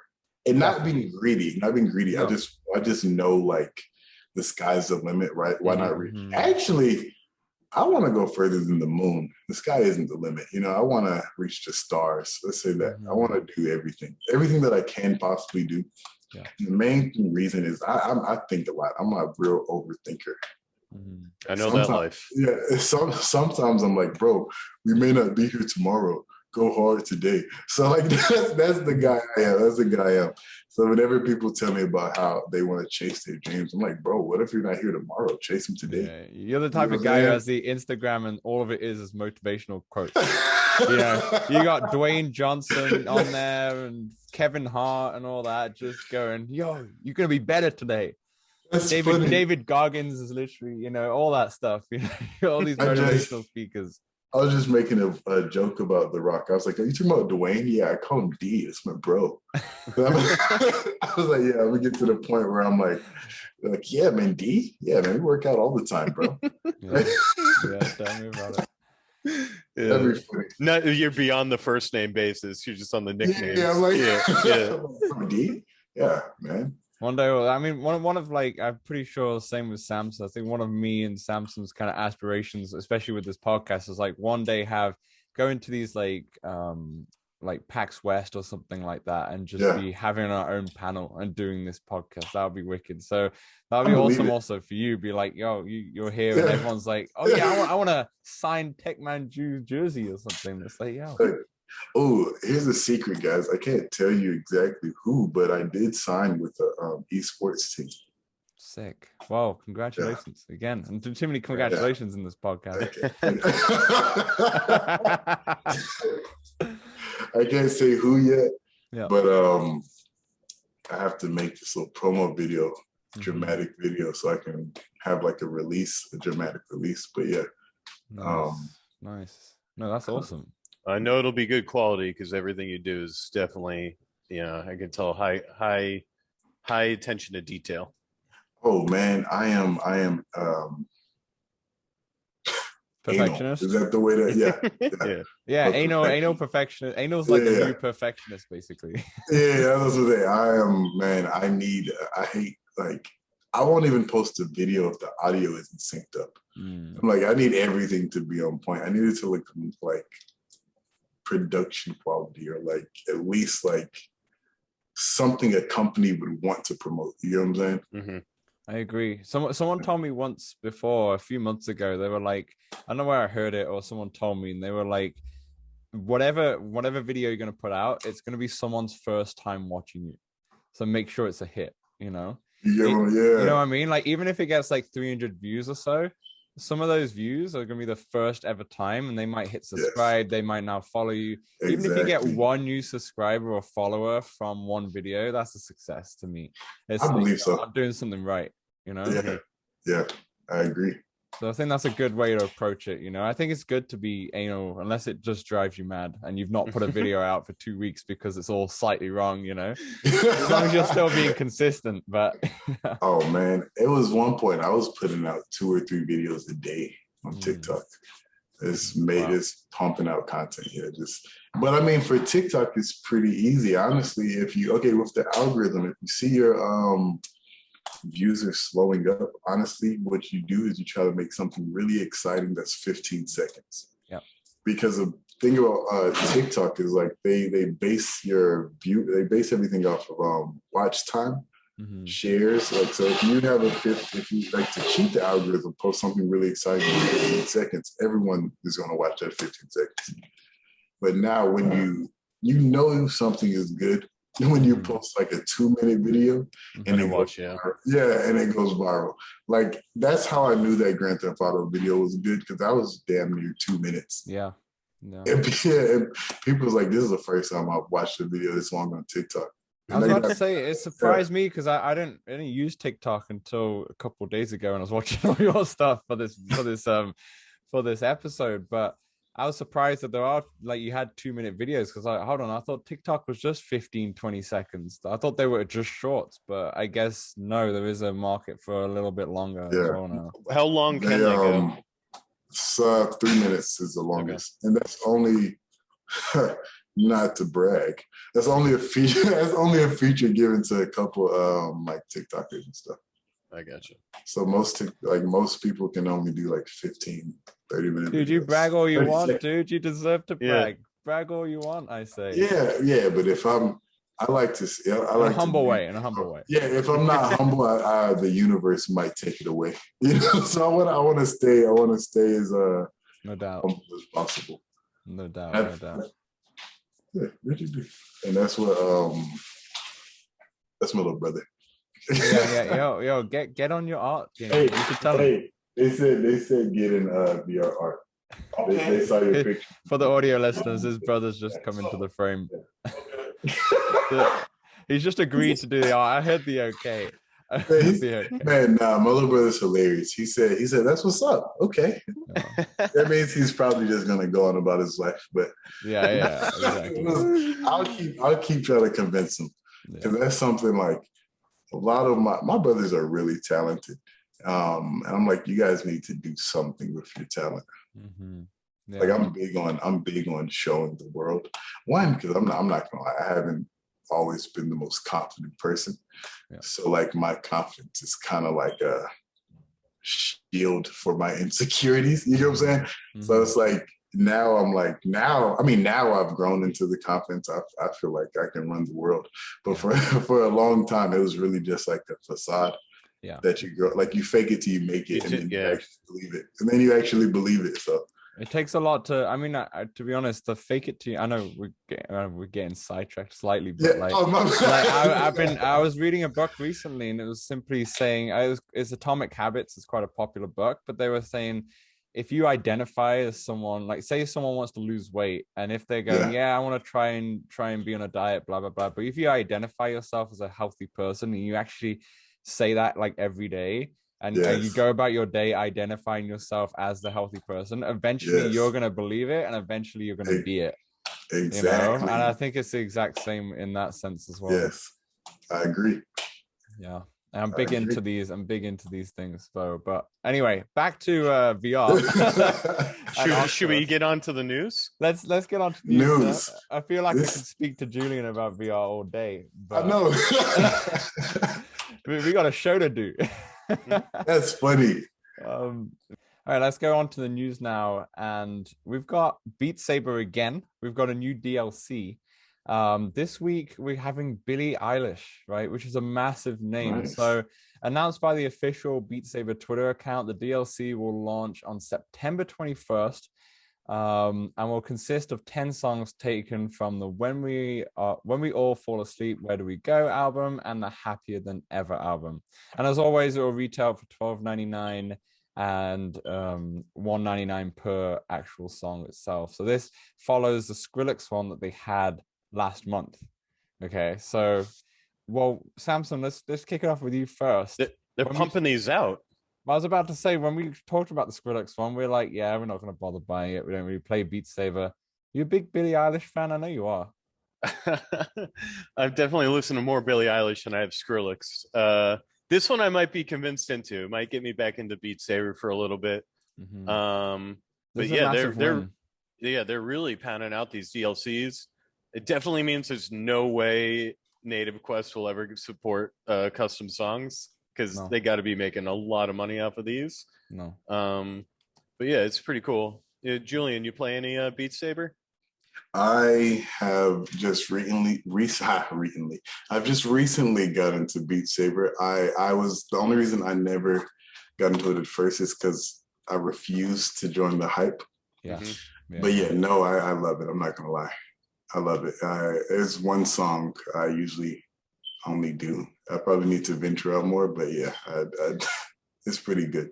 I have a similar thing with these rhythm games, actually. Once you find the few songs that you like, I kind of just normally just play those, to be honest. But I think this is a massive win, because we've had big music packs before. You know, we've had the Linkin Park one was probably pretty big. The Interscope one was pretty big but the Interscope one had a lot of old songs on there. Getting someone like Billie Eilish, who's on the peak of music right now, and has been for the last few years, is massive. I looked at her Twitter. She just tweeted out about the Beatsaber thing, or her team did anyway. I don't think she follows anybody, but her following is like millions of followers, and to get that notoriety and to get that shown to all these different followers that, oh my god, this is a game called Beatsaber that I can play. I know we all know about it because we're in this VR bubble, right? And we're kind of sick of it. You know, like you said, the hype train, like I don't really play it anymore either, because I'm like, okay, I want to kind of promote other games, because Beat Saber always gets promoted. But still, some people don't know about this. But it's interesting, actually, Jullian. I noticed that you don't have any Beat Saber videos, right? Well, a lot of these VR TikTokers do. Yeah, that's what's crazy. Yeah. You just left that, because I feel like that's another outlet of getting a lot of likes, because you know. I did one Beat Saber, and actually people ask me about Beat Saber videos, but I refuse to I refuse to show a game where I'm not dominating, and I'm not the best at Beat Saber. And I know, and I'm trying to learn to use my wrists, because I put out a video, and literally the comments in the Facebook group message was like, wow, my arms and shoulders just hurt looking at this. I was like, wow, I need to learn how to use my, because when I play, you get real full body movements. That's how I play too. Is that the wrong way? Man, if you look at those people playing Expert Plus, so it's just all wrist. Yeah, I forgot their name. This one kid, I think it's an LS Toast. Yeah. He just I mean, he's like making up some noodles or something. What is he doing here? It's like, what are you doing here? But no, honestly, that's why I prefer. I mean, all our podcast listeners know I prefer Synthriders, but it gets the whole body moving. See, because I sweat a lot during Beat Saber. Yeah, you're right. I don't really listen to Billie Eilish. I do like a few songs though, so I think I'll definitely have a look at it. But I still like Beat Saber, still sitting on my little 64 gigs Quest, and I think you know, I ran out. I went to 2 gig the other day, and Samson tells me that the Star Wars update is like 3 gig, and I was like, no, I don't have that. So maybe this is the time where Beat Saber finally gets deleted, because I haven't touched it for a long time. It's an amazing game, don't get me wrong, and you know, I'm a big fan of the multiplayer, to be honest. I do like beating people, and I know I'm only on normal difficulty, but I just like destroying people on normal difficulty. That sort of leads right into the next piece of news. Yeah, it kind of does. With it's crossplay with Steam VR is now available, and with the PSVR crossplay, they're kind of still working on it. It's something that they want to come with. But yeah, so now you can play with people on PC VR, which is pretty big for the Beat Saber community. That game just keeps growing and growing. It's been a bit of a big news for Beat Saber, to be honest. And sometimes I'm kind of sad because like now we're talking about Beatsaber, none of us really play it. Last time we talked about Beatsaber when the Skrillex, we had PJ from VR Verdict, and he doesn't play it at all either. I'm like, got a bunch of people who don't even play Beatsaber, and it's the most popular game on VR. I don't know if it's a sad thing to say, but it's probably because we understand all of the things we can do in VR. Yeah. So I guess like just sitting there hitting blocks. I mean, yeah, when you first get into VR, it's like, oh wow. But I guess once you see all the things you can do in VR, it's like, wait, I kind of would rather travel somewhere else. Yeah. Well, when I first when I first got the Quest 2, I was like, I don't want to get Beatsaber because it looks fine, but I'm not bothered about it. But then I finally did get it. I was like, okay, let me see what hype about. And I was like, okay, this game is wicked. And I used to play it every night for like a good month. I used to do like a few songs and just get super into it. And then I kind of met Samson through the Synthriders space and the YouTube space, and I was like, oh, okay, this game is actually, I prefer this one. Yeah. Oh man, when I loaded up Synthriders, I actually just sat there for probably about 5 minutes just looking at the environment. Yeah, I want that as my home world for the Quest. That would be dope. There's not one like that on SideQuest on the custom homes? I don't think so. Man, I'm scared to load a custom home. Yeah, it gives you a whole warning and everything. Yeah, I'm scared to do that, but I would love custom homes natively. Yeah, like my favorite home is actually this. Was it when you're in like the space apartment and you're outside the train station? Yeah. No, I literally will just sit in there sometimes. Like it's funny. You'll see, like, you ever seen that cat in the overalls just got his hands in the pocket just looking out? Yeah. That's me. I'll just stand outside the window. I just look at the train. Dude, I do that in real life when it's raining hard. But you're right. I'm the one. I use the jungle one kind of. I don't know if you know what I use that one quite a lot. But I did used to have the space station as like my first one all the time. It's wicked. But they should do more of that. Thing is, like when Mist came out for the Oculus. I won't lie. I totally bought Mist just so I could have the custom. That's what I was about to say. Yeah. You get the pre-order and you get I don't know if you can get it now. I think I think it comes with the game. Yeah, it comes with the game. I think it was just a pre-order bonus, but I don't know. You might have to look to see if it does come with the game now. But you get a custom home, which was nice. But I feel like they should put more of those into their big titles. You know, when Resident Evil 4 comes out, I can't wait to the custom home. Hopefully. That'd be a creepy custom home, but like that would be a huge selling point. It'd be a good pre-order incentive, you know. Wow. I really honestly I hope we get to the point where once we have like the multiverse or the Oasis or whatever we have, that we can, like, if we do pre-order, like, hey, you get this. Like they used to do it. You get a custom shirt with like Oculus venues and stuff like that. Yeah. It'll be dope if they had like custom avatar clothing for like when you buy a game or something, and then when you show up in venues and go to a concert, they're like, bro, how you get that shirt? I'm like, bro, I bought Resident Evil or something like that. Like I think that would be cool. Yeah, 100%. Or just like on the PlayStation, you can buy themes from different developers, and if they put like say the Mist theme, they put it up for like $2 or something, like as a custom home. People will buy that stuff if they're like, I want a Resident Evil one. I really want to be in that world for some sick reason. Like I would be like, yeah, I'll pay $2 for that. Like, do you know what's crazy to me? Like on the go, we had Oculus homes. And you could just chill in Oculus homes, watch YouTube videos, listen to music, play table board games. And I'm like, if they had that on the Quest, a lot of people wouldn't be mad about the lack of content in games because we could just chill with our family and friends and watch TV or something. That's what a lot of people want to do. Like when I show them virtual desktop and I'm inside of a giant movie, they're like, hey, can my friend come watch TV with me? I'm like, virtual desktop, no, but big screen, yes. Yeah, you have big screen. And I'm like, if I really believe if Oculus, like, I mean, Horizon seems cool. Yeah. But I really feel like if they did something like Oculus Homes or just allow us and get your party to come in. Yeah. I think that would be so much cooler because like the cool thing about Oculus Go, when you're in Oculus Homes, we were just chilling and they would be like, hey man, you want to go shoot some zombies? And then we both just point at the bubble and go to zombies. Like, I thought that was one of the coolest things ever. Isn't that what they want to do with Horizon as well? That they've been beta testing for ages? Is that kind of what they want to go for?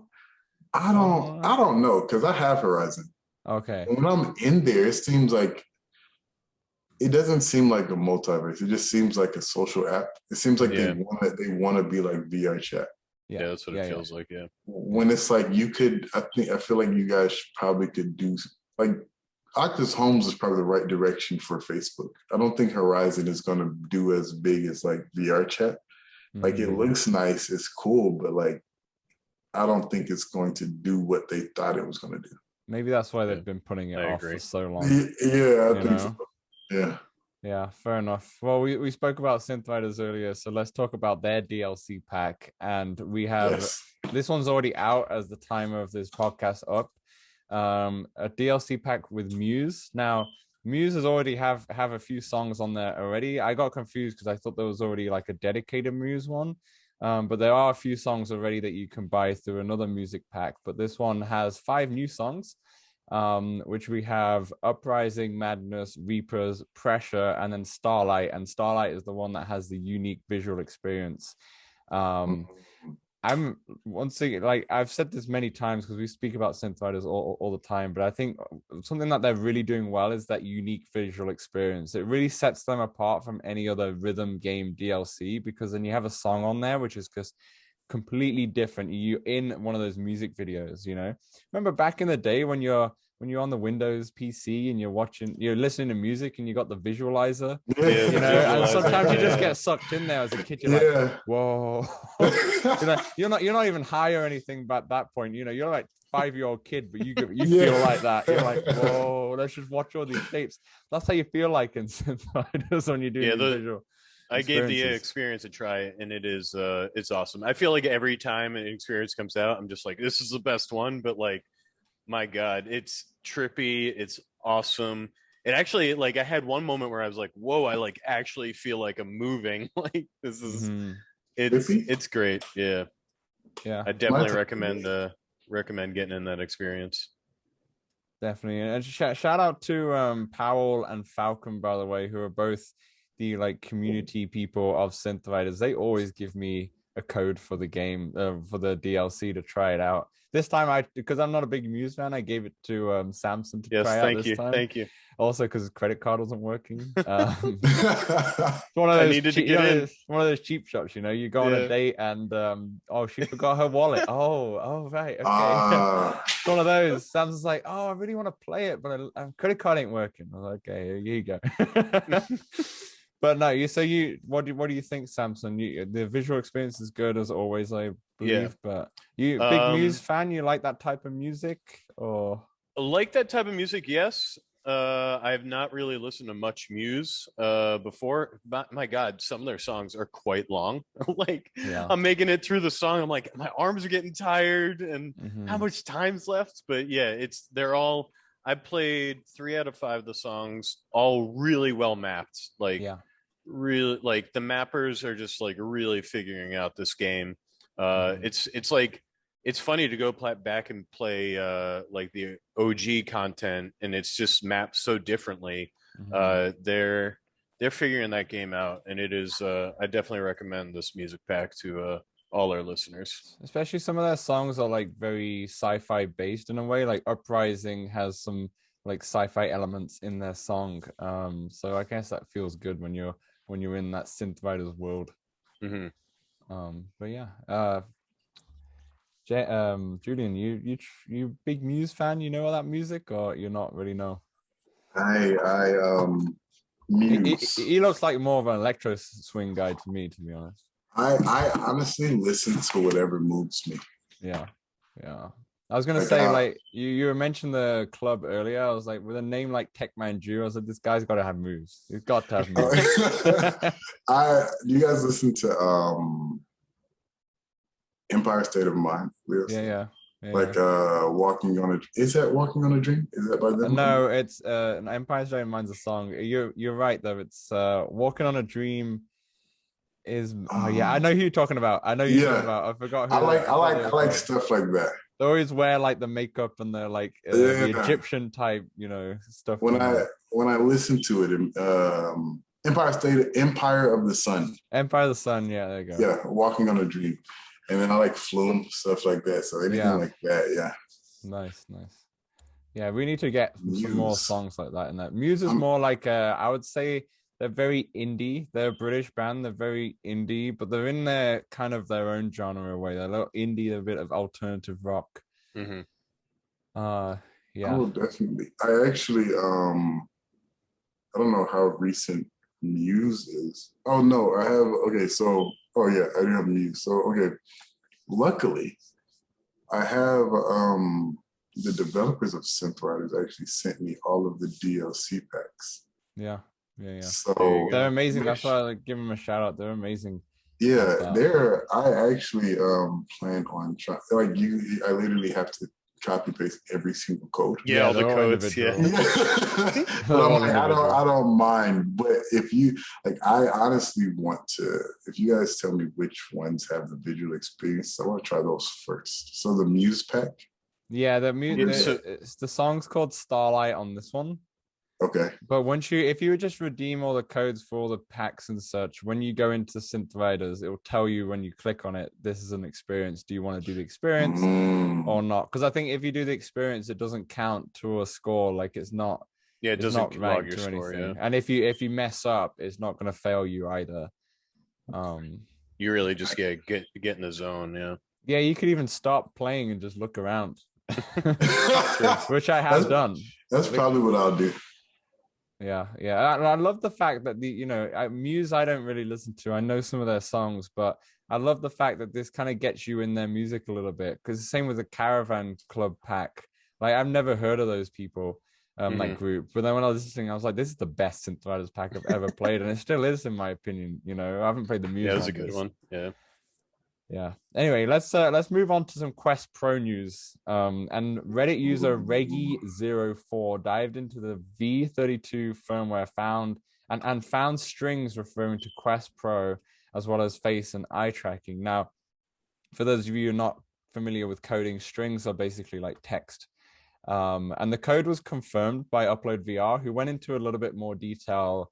So what they've seen in terms of hand tracking, what is read in the code, it literally says Quest Pro. It says Quest Pro estimates your hand size and how they move you, so you can use your hands and controllers in VR.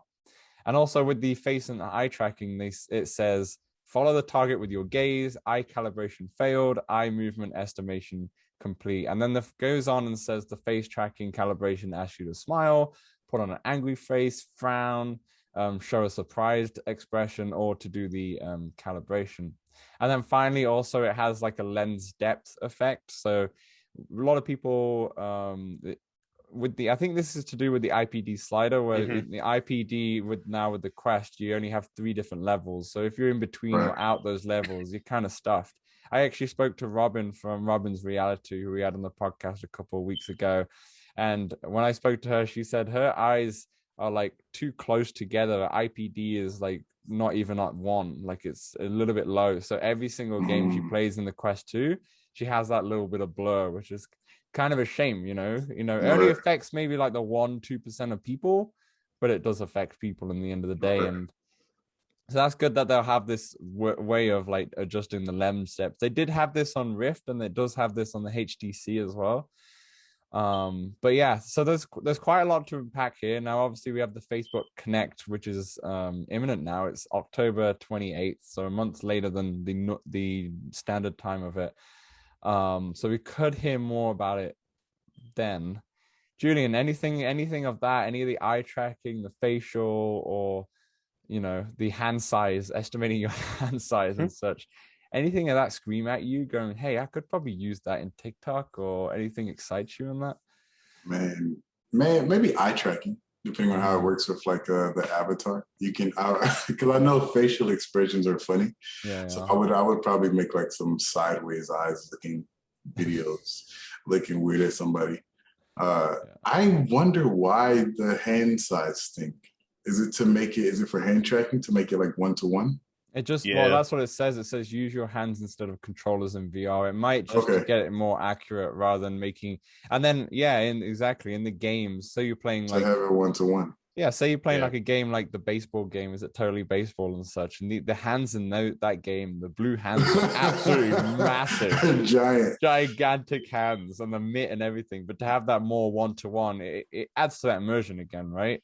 So then if you're actually grabbing something in VR, it feels like you're actually grabbing it with your actual hand rather than this massive giant blue hand grabbing the baseball. You ever tried Elixir? I have not tried Elixir, no. No. That's a great hand tracking experience if you're looking for one. You make spells and such in that game, right? Is that what it is? Yeah. Well, I think kind of, sort of, yeah.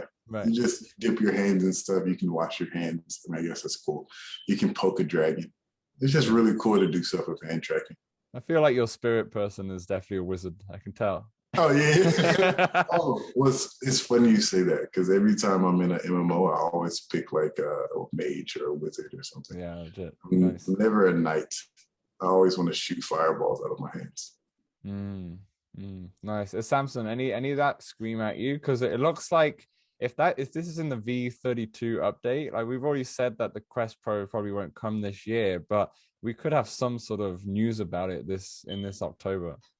Yeah, I think they'll release some sort of information about it at Facebook Connect. Yeah, I mean, this stuff's all seems like par for the course, right? Like we expect this stuff to be in VR headsets going forward. Right. So yeah, I mean, I'm pretty excited by it all. I don't know, like the IPD thing is definitely going to be helpful. You know, allow more people to feel comfortable. Yeah. I'm wondering if because with the Pico headset that's just actually been bought by the people at TikTok, I'm wondering if they're going to do it with like that model. So the Pico model they have their like standard model, which is only out in China, but then they have this like business only corporate type model, which does have stuff like eye tracking in, and that is available in the Western market, but it's kind of locked for corporations and such to use. I wonder if the Quest Pro is going to go that route, which would be interesting, because obviously they had the Rift, they had the Quest, and then they had the Go, and they got rid of the two and kept the Quest because they wanted to just have one platform for everything.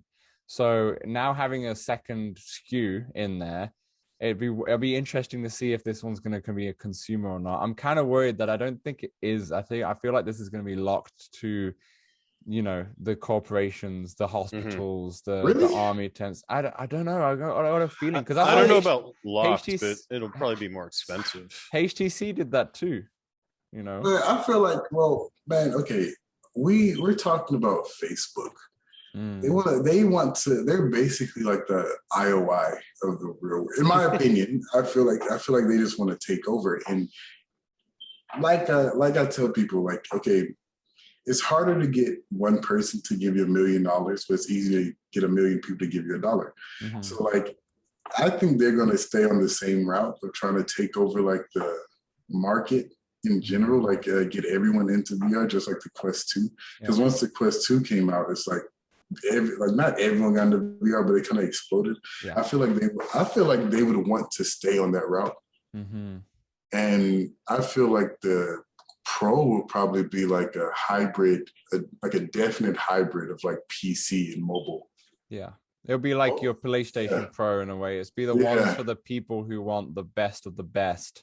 Here's your headset. And then you still got the Quest 2 that's not that far behind for everybody else. You know, and then I think if that's the case, if you're right, Jullian, I feel like the Quest 1 now disappears in terms of games being developed for it.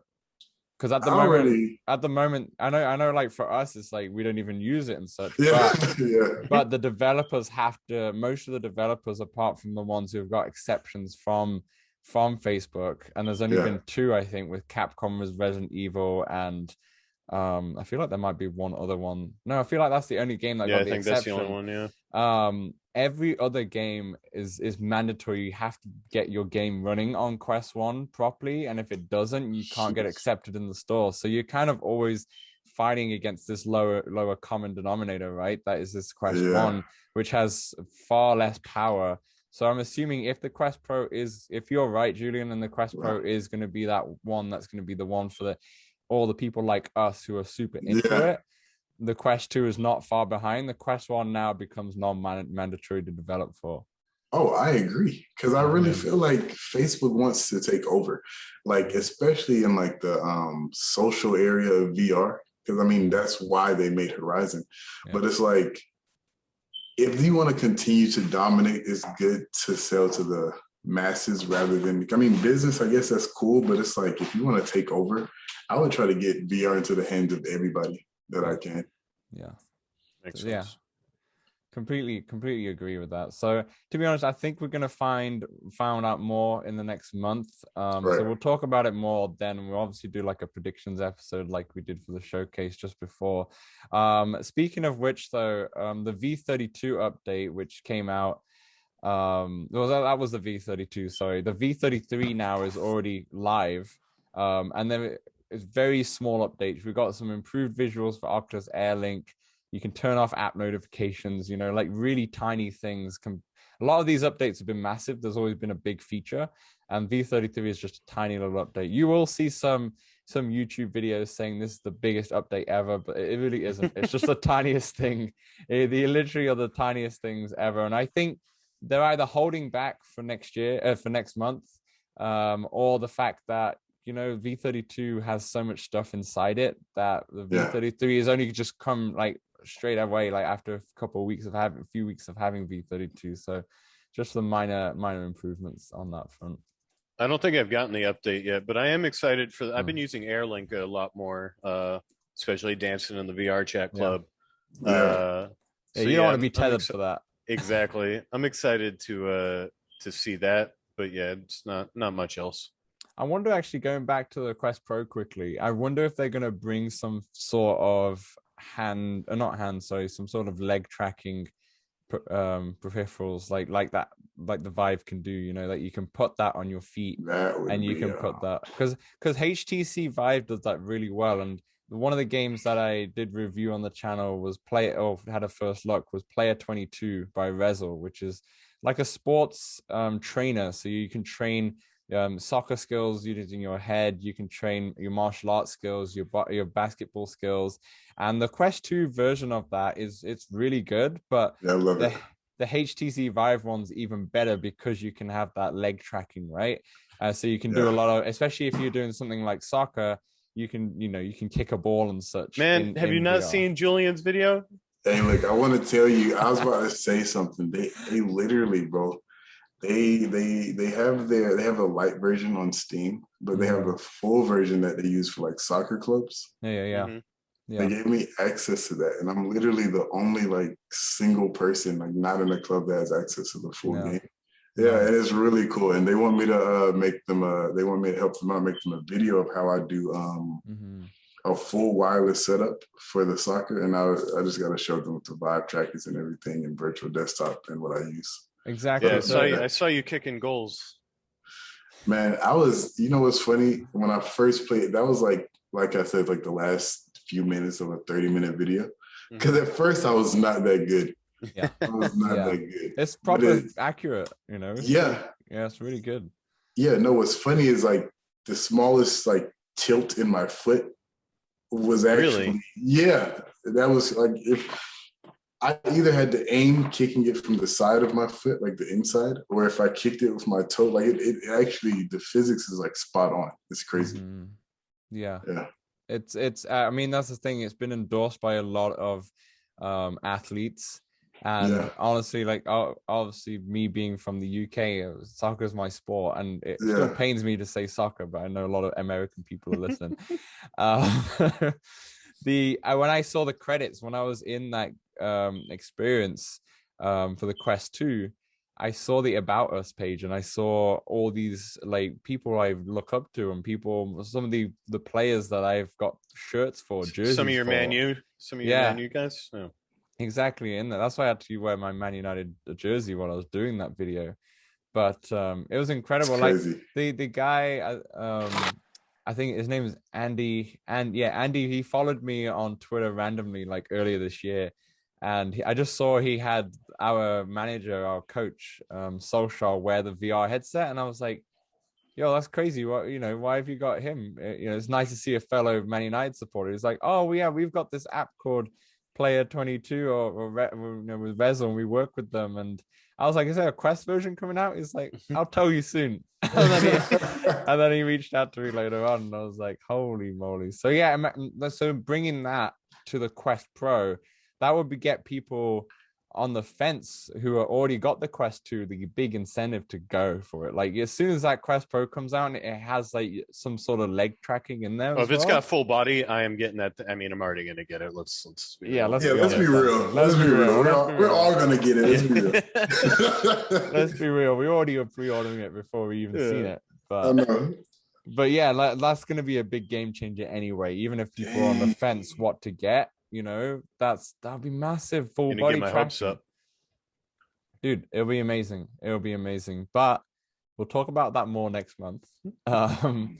Let's move on to the final. I don't know, Julian's like blown away with the possibilities. Yeah, you know what I'm saying? I'm like, you know how hard it is? It's not hard, but it's like once you learn, it's not hard. But it's how tedious it is just to do everything on PC with the Quest 2. Like I have to recalibrate my trackers every time I go on. Yeah, and it's like I'm just so ready for a solution. I just boop, and I'm good. It's coming. I'm pretty sure it's coming. It's coming. I have 100% hope it's coming, because there was a point where we had giant phones with antennas. Yeah, I'm like, so it's I just feel like it's coming sooner than you think, because look how quickly we went from Quest 1 to Quest 2 and how big of a jump that was.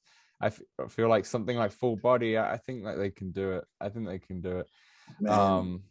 Yeah, I know we're getting excited, but let's hold off till next. Yeah, we'll hold on. You know what? Hey, if it does get announced, Jullian, we'll have to get you back on just for your hyped reaction. Of being like, oh, let me tell you what I can do in TikTok now.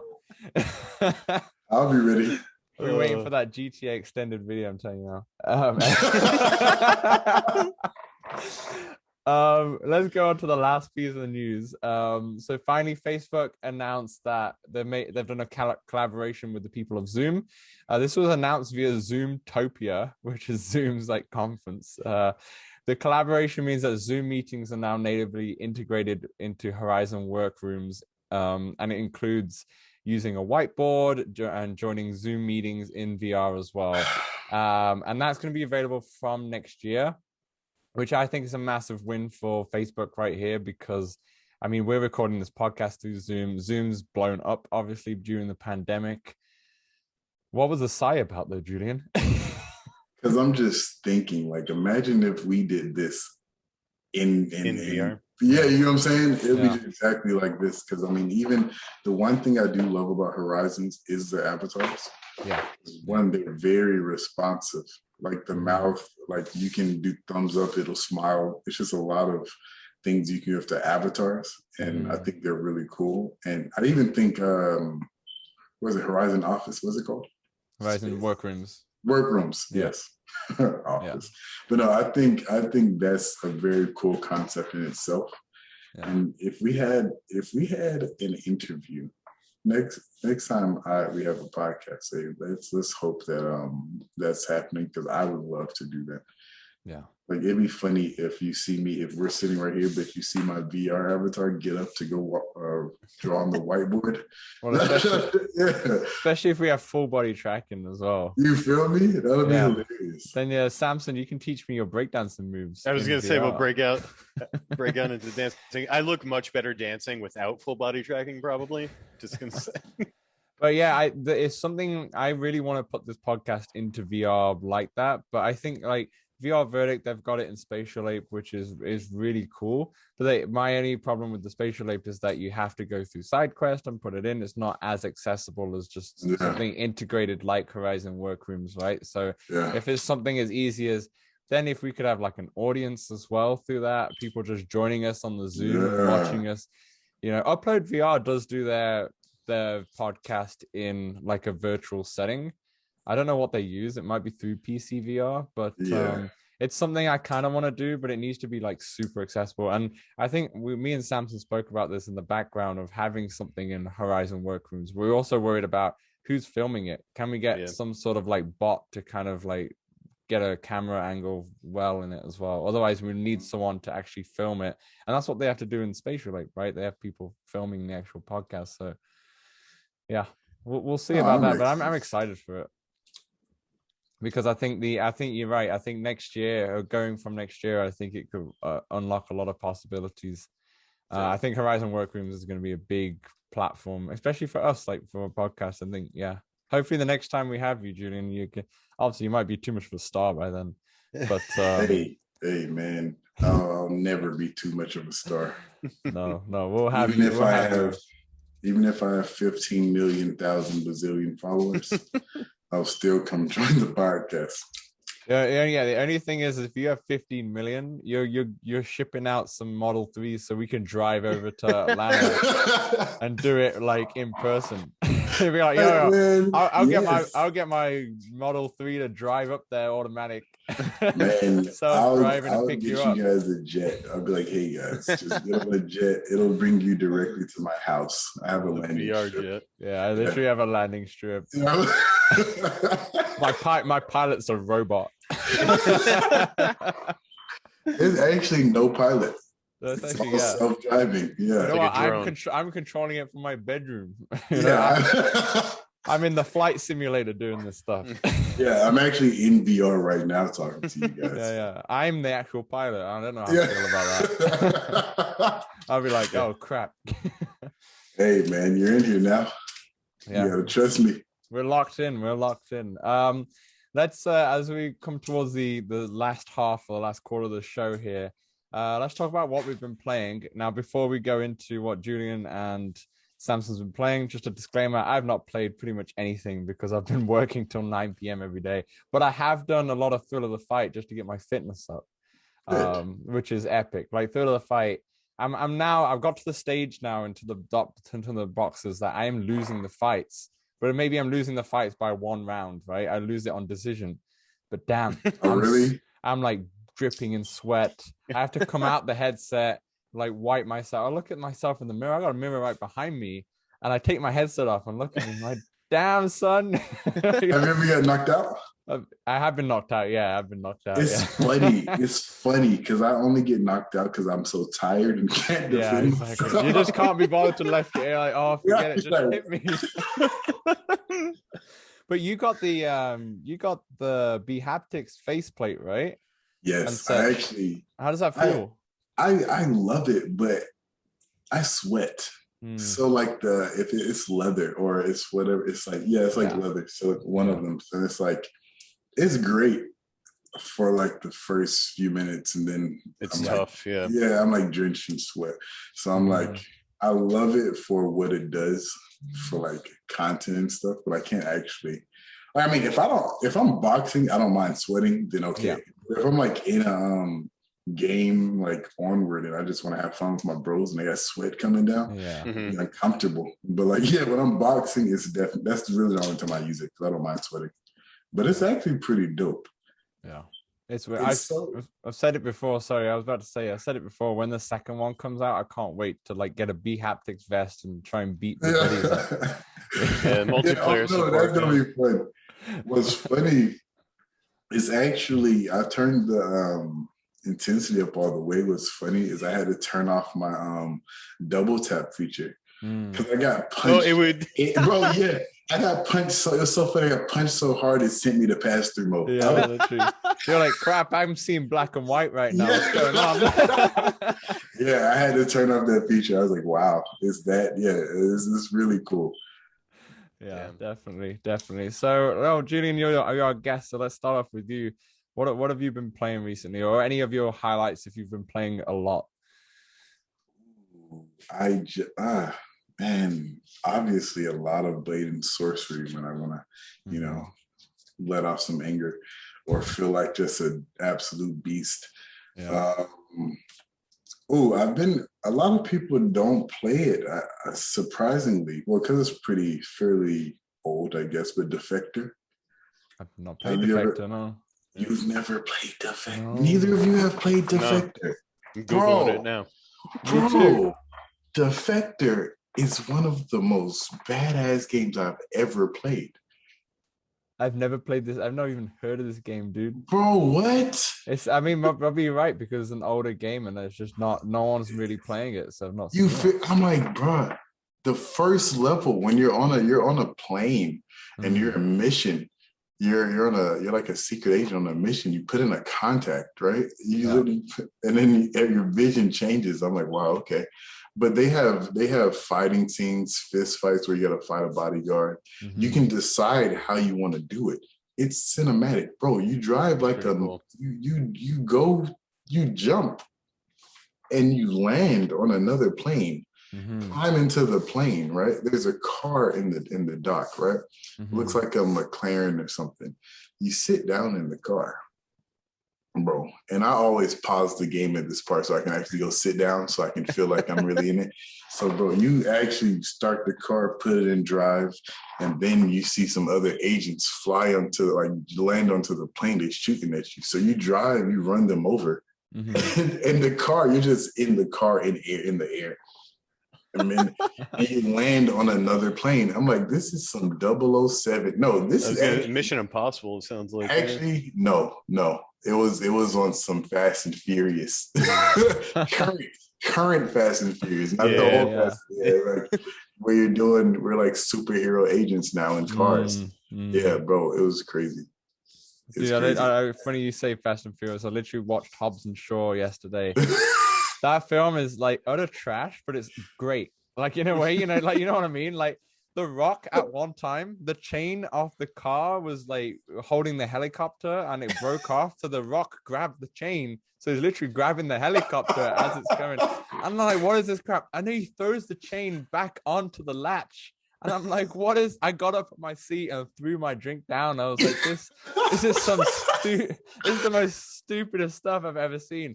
But I love it. I'm in it. But look, yes, that's the level of fame I want, to where you can just put me in anything and it's going to sell. Like The Rock. The Rock. Who else are you gonna see grab a helicopter and you're gonna be okay with it? You're like, okay. I can believe it. I can believe it. Can you imagine like, Kevin Hart in that scene? Kevin Hart's like, what the? Dude. So Defector, yeah. So okay, all right. We need to jump on that, Samson. Please do. I promise you, if once you play the game, you're gonna be like, how the hell have I not? Yeah. Yeah. And like the levels. Something you saw? You know the game where I was everyone said it looks like Scarface's mansion, where I have the gun cinematic. That's Defector. Okay. That's one of the levels in Defector. So bro, you have a choice. That's what I like about the game. You have a choice. I saw someone chose the hard. Chose the hard way. Yeah. You can choose to impersonate the boss. Right. So you got a skin mask and everything. You look exactly like him. So you got to literally walk through. And when people talk to you, you have to say the answer that he'll say. So you say something wrong and they're like, what? Yeah. They start questioning you. You okay, boss? And it's so funny. But I always choose to like just go guns blazing. Because like they'll just. You're the hero. They just jump out and it's like you shoot them one time, they fly back. It's so dramatic. You really feel like in a movie. Does that game have B-haptic support or not? It doesn't, but I use audio to haptics of literally every game. Got it. Yeah. It's so like good. Yeah. So when I jumped out the plane and I was skydiving, it felt like the wind was coming. Yeah. So yeah, it's really cool. That's nice. Yeah, Samson, we got to get back on that. What are we doing? Yeah, you got to. You got to. We've been focusing so much on the Quest native. You just don't even look at these PC Rift titles anymore. And Defector is something that I just never looked at. And yeah. And like I said, try Propagation VR. I believe it's free. It's one of the but it's one of the most visually stunning zombie games you will ever play. I've never felt fear in a zombie game. I've never felt fear in Walking Dead. Actually, no. Actually, Saints and Sinners, the only time I felt fear is when I was in the kitchen and I had to physically crouch behind the counter so they wouldn't hear me. Yeah. That's the thing, is when I've been playing Jurassic World, apart from this week, but last week a lot. And that's when the fear comes, is when it's more of the anticipation of something jumping at you, right? It's not the actual seeing them is not scary. It's just the actual, I don't want to get caught here. Yeah. So Jurassic World is good? Yeah. So I haven't played the second one's out in the 30th. So I've been playing the first one recently. And the first one, it's only around a 3-hour experience, I believe. The first hour is pretty slow. I thought it's kind of immersive, but it's pretty slow and it's kind of linear, right? Is what I didn't like about it. But as soon as you start seeing the first dinosaur trying to kill you and such, it gets better. It gets much better. And then I haven't finished it yet because I was trying to finish it this week, but I'll probably finish it next week. But I've probably got about 45 minutes to half an hour left. But it is getting better, and I feel like the second one's going to just jump on that and just pick up where it's left off and just be fantastic. But yeah, if you get through the first hour and a little bit, it gets good. It gets good. I would so far I'd recommend it, but hold out till next week after I finish it, and I'll let you know if it's actually worth it. But I'll play the second one as well now, and we'll see if the whole package is actually worth the actual game. One more game I want you guys, if you guys want to be scared, one more game. It's not native to VR, but if you're on PC and you can download the Alien Isolation mod. Yes. Yeah. No, bro. I literally bro, I'd be so scared because like one time I ran and I thought I was hiding. Mm-hmm. This thing came behind the counter. Looked at me, got on all fours, and just, bro, that's one of the most, oh my God. Like, and then I thought I ran away into like a tunnel. I was like, you can't get me, I'm in the tunnel.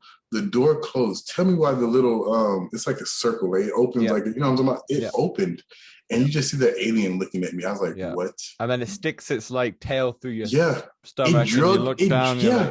It dragged me out. Dude, I haven't played that game in VR, but that game in standard is still wicked. But okay, so Jurassic World, although it got a lot of comparisons to that, is nowhere near as good as what Alien Isolation is. Alien Isolation in terms of the level of the detail, and I feel like just the Alien in general makes you scared as hell. But I just think they did a wicked job with the level design. It's a long game and you can get lost, and there's more interactivity than it is in Jurassic World. So it's not on that level, but it has that kind of vein. Like it's cut from the same cloth. The cloth is just like a little bit more cleaned, and there's not much detail in that little side of the cloth, right? But it's a similar type of game where it's more horror in terms of anticipating that you need to just sneak around and get around. There's just, you can still jump into lockers and try and hide away, you know, you don't want to make a sound. But I'm hoping the second one could be more on the Alien Isolation level.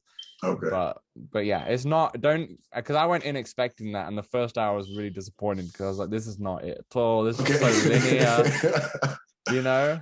So don't go into that expectation, but at the moment I would give the game a solid 7.5 out of 10 right now. I was thinking about it because I like dinosaurs, but then I didn't know if I like the graphics or the art style. Try to get yourself a code from the developer, you know, make a TikTok on it. Actually, you know what? I'm gonna hit them up. I'm gonna be like, hey guys, guess what? I do content sometimes. Hit them up, and definitely I would say if obviously they don't give you a code and you're gonna pay for it and such, I would say wait till the second one's released on the 30th and see what the reviews are, because I'm sure Samson's going to talk about it in a minute in terms of what he's done with Star Wars. But the Star Wars review for the first version of the first part of Tales from the Galaxy's Edge got like decent reviews. People said it's short, it's okay, it's decent.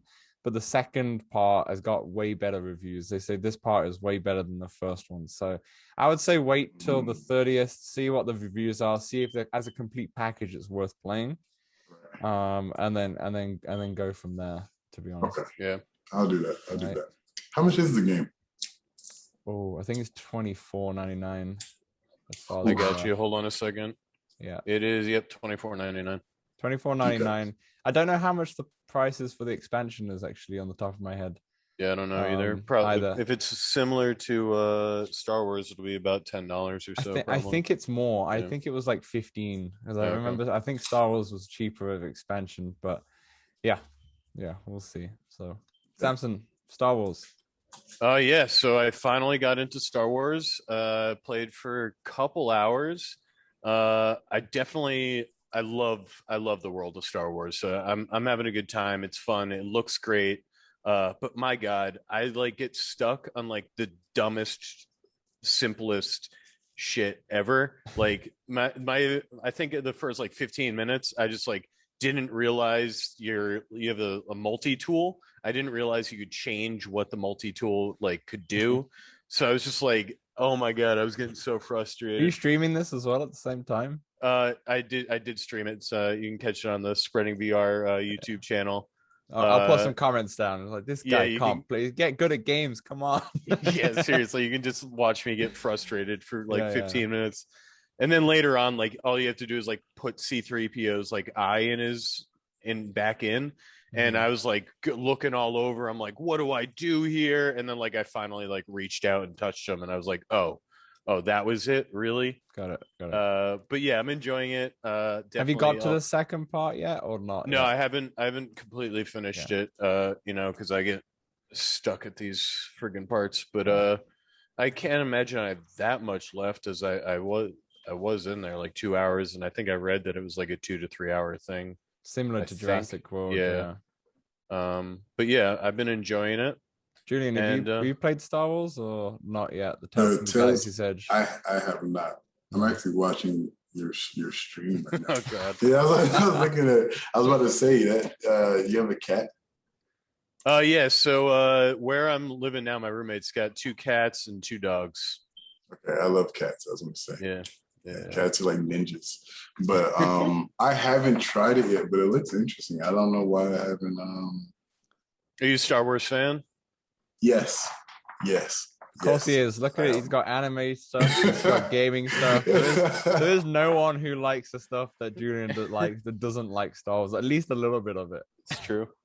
Yeah, I mean, I'd say the reviews I've seen of part 2 have all been super positive. I think VR Verdict he put out a tweet and was loving it. Yeah, he loved the first part as well. Yeah, he also loved. I'm gonna have to check it out. Because it was funny. It's $35 if you haven't got the first game for the full package. Yeah. Okay, that's cool. Because for the what was it? What are the originals? The Vader. Yeah, Vader Immortal. I know everyone was complaining that they're short, but I was like, I'm not gonna lie, I loved it. Yeah, I enjoyed those and the Jedi training areas. Yes. Oh, those experiences are awesome. Yeah. Bro, yeah, and when the Rancor came in the cave, that was amazing, bro. Yeah, I'm not gonna lie. I was like, I'd be so mad when people complain about VR games. I'm like, bro, this is an experience you're living through. This isn't like you're sitting at a desk with a controller in your hand. Like, no, bro, you're literally going somewhere else. I still, that day when I didn't have the Quest 1, I just went straight to the Quest 2, and Vader Immortal was the first game I played because that's the one I wanted when the Quest 1 was out. But I was like, I'll wait. And that still holds up. And I still remember that opening scene when you're like sat, you can't even move, and Darth Vader comes up to you. And I'm tall, I'm 6'3", and Darth Vader's like, whoa, this guy's big, he's massive, and he's intimidating, exactly how you would have imagined when you're watching the films, you know? And they captured that so well. And I would say even though it's such an old title now, VR, when I say old, it's still only 2 years or whatever, but it's such an old title, 100% pick it up. At least pick the first one up. The first one's at least, it's only $10. Yeah, I'm like, I wish people would look at it for what it is. Like, you're literally going to the dimension of your favorite movie or something. Exactly. Like the Batman Arkham game. Best. I love that one. Bro, you know how often I play that just so I can look at myself and just be Batman. Yeah. I replay a scene every time. Alfred comes, hey Alfred, hey I'm like I love it, bro. That's social net TikTok right there. I can see that. Actually, I need to do That's a good one. That's a good one. Yeah. If you made that TikTok, I'll be like, yeah, this was commissioned by Playtest VR. I'll tag you guys. I do need to make that one. And it's crazy because I'm like, the graphics in that is like, actually looks like it's one of the Arkham games from like PlayStation or something. Yeah. And like when and it just took me by surprise. My bro, I let my bro play it. He said, wait a minute, I just saw my parents die. I was like, yeah, bro. Hey, why do you think Bruce acts the way he does? Yeah. Now you know how it feels. You know? Yeah, I'm like, it's emotional. Yeah. Yeah, you start putting the Batman voice on now. Go around the house. I'm Batman. Yes. No, really. VR will have you feeling like you're, man. It's crazy. I love it. I'm actually probably gonna do Batman as soon as I get off this call, which is funny. Yeah, no, that's funny. Listen.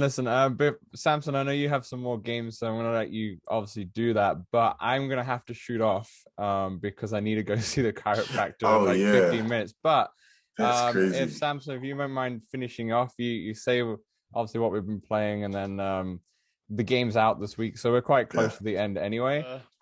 Dan stepped away, but I'm going to continue with what I've been playing this week. And I got in some Rec Room paintball, again, with one of my IRL best friends. And one funny bit, I ran into this kid who had the handle Bin the Destroyer. And I went up to him and I was like, hey, Bin, who you destroying? And he took a pause. He looked at me and he just goes, your mom. Oh man, I died laughing. And then I destroyed him in paintball. Good. But yeah, it was pretty funny. Man, I haven't been on Rec Room in a minute, but I might gotta hop on that paintball with you. Yeah, it's pretty fun. It's pretty fun. It's like the only world I really enjoy in Rec Room, although I haven't really explored too much, honestly. But yeah, you play any other FPS?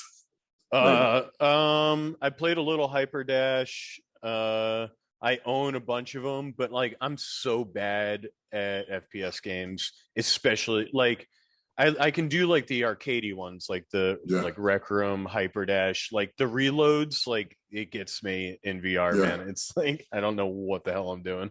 Then look, I recommend Larcenauts because it has an option for automatic reload. Yeah. I see it's on sale today. I did think about it. Bro, we can hop on, bro. You see, you're a fan of the Larcenauts, huh? Bro, actually, I love Larcenauts. Okay. I have a whole squad and we sometimes train together. Like that's how I'm getting to the point where we have training sessions. Damn. All right. I'll have to check that one out. Bro, you could join the team, bro. What else I've been playing? I finally got into the experience Secret of Metropolis.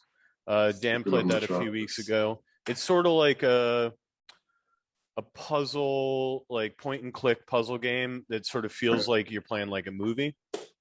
Yeah, I enjoyed it. It's a pretty short experience, like 30 to 45, probably 45 minutes or so. I only got stuck once where I had to hop off the headset and Google. I watched some streamer. I was like, oh, of course, that's what you do. But yeah, I enjoyed it. It's pretty cheap. Yeah, then we hung out in the VR chat Club Orion. That was pretty fun. Oh, that was amazing. I'm not gonna lie. Yeah. I'm so glad you took me there, bro. Oh, hell yeah. It's great. Yeah. It's such a great community too. Yeah, Regina, she's just great. Yeah, so I guess now we'll get to the game releases coming out. Releases coming out this week. I'll do the first one, and then Jullian will take the second one. So first up, we have Neverboard. Comes out this September. Hang out and play board games in a whole new way, filled with a growing list of easy to pick up 2 to 4 player games and a delightful interactions. There's something for everyone to discover. Play games from our library. No setup, cleanup, or explaining rules. Talk, eat pizza, toss cards, roll dice, and move your pawn to victory. Easy to host up to 3 of your friends. and you'll never have to play alone again. One thing I hope they have is like table flip. I love that in Tabletop Simulator. You could just like when you're done, you just like flip the table. It reminds me of childhood playing games of Risk with my brother, who would get so mad at the family and just like throw pieces everywhere. That's funny. Yeah, this game looks pretty cool. I love board games. I love social games. It really will come down to like their licensing. Like I think that I read that they're trying to get like, legit board games in there, but right now I think it's just sort of like more generic games. Oh, that would be cool. Yeah. I'm interested to see what the pizza is talking about. Yeah, I hope they got pepperoni, honestly. All right, go ahead, take the second one. Captain Toonhead versus the Punks from Outer Space, releasing September. After the squad sent by the World Treaty for Freedom, WTF, got fried in the burrito incident, it falls to Elliot Salazar. Did I say that right? The cartoon-obsessed facility technician and only survivor to save Earth. There's a new captain on board, Captain Toonhead, the hero we got stuck with. A true first-person tower defense designed for VR. This is not your diorama-style VR tower defense. In Captain Toonhead, you'll move all over the map, hammering away to upgrade your towers while throwing over powered chanclas. Recklessly. What is that? You'll take manual control of your towers to unleash streams of heavy metal powered hot sauce and shoot electric beams from weaponized pizza at your enemies. Wow, that sounds interesting. Yeah, definitely. Yeah, cool. Streams of heavy metal power, hot sauce, and shoot electric beams from your weaponized pizza. Okay, so I have like pizza weapons that are going to shoot out electric beams. That sounds pretty cool. Yeah, I watched the trailer for it. It looks pretty interesting. I do enjoy like tower defense games. But that's one thing I need to get more into, like games that are like not necessarily me doing it. Like my bro plays chess, this chess game in VR. Mm-hmm. And he says it's really cool because like when you move the pieces and everything, the pawns or whatever you call them, they actually fight. Yeah. I was like, that sounds very next level. That's probably the only way I would play chess. It's pretty cool. Yeah, I like that. Me and Dan have played that game before. But the pieces do move slow. So like if you're trying to play like, a normal paced game of chess, you're like, why is this piece still walking? Oh, okay. But yeah, it's a fun one. All right, and that's our show. Links will be in the description. Thank you everyone for listening. Thank you so much to our patrons, and thanks Jullian for joining us. And thank you for having me. Oh, this was fun. This was real fun. Yeah. Longest episode ever, that's for sure. I apologize. I got excited. Listen, no need to apologize at all. Thanks, everybody. Have a good one.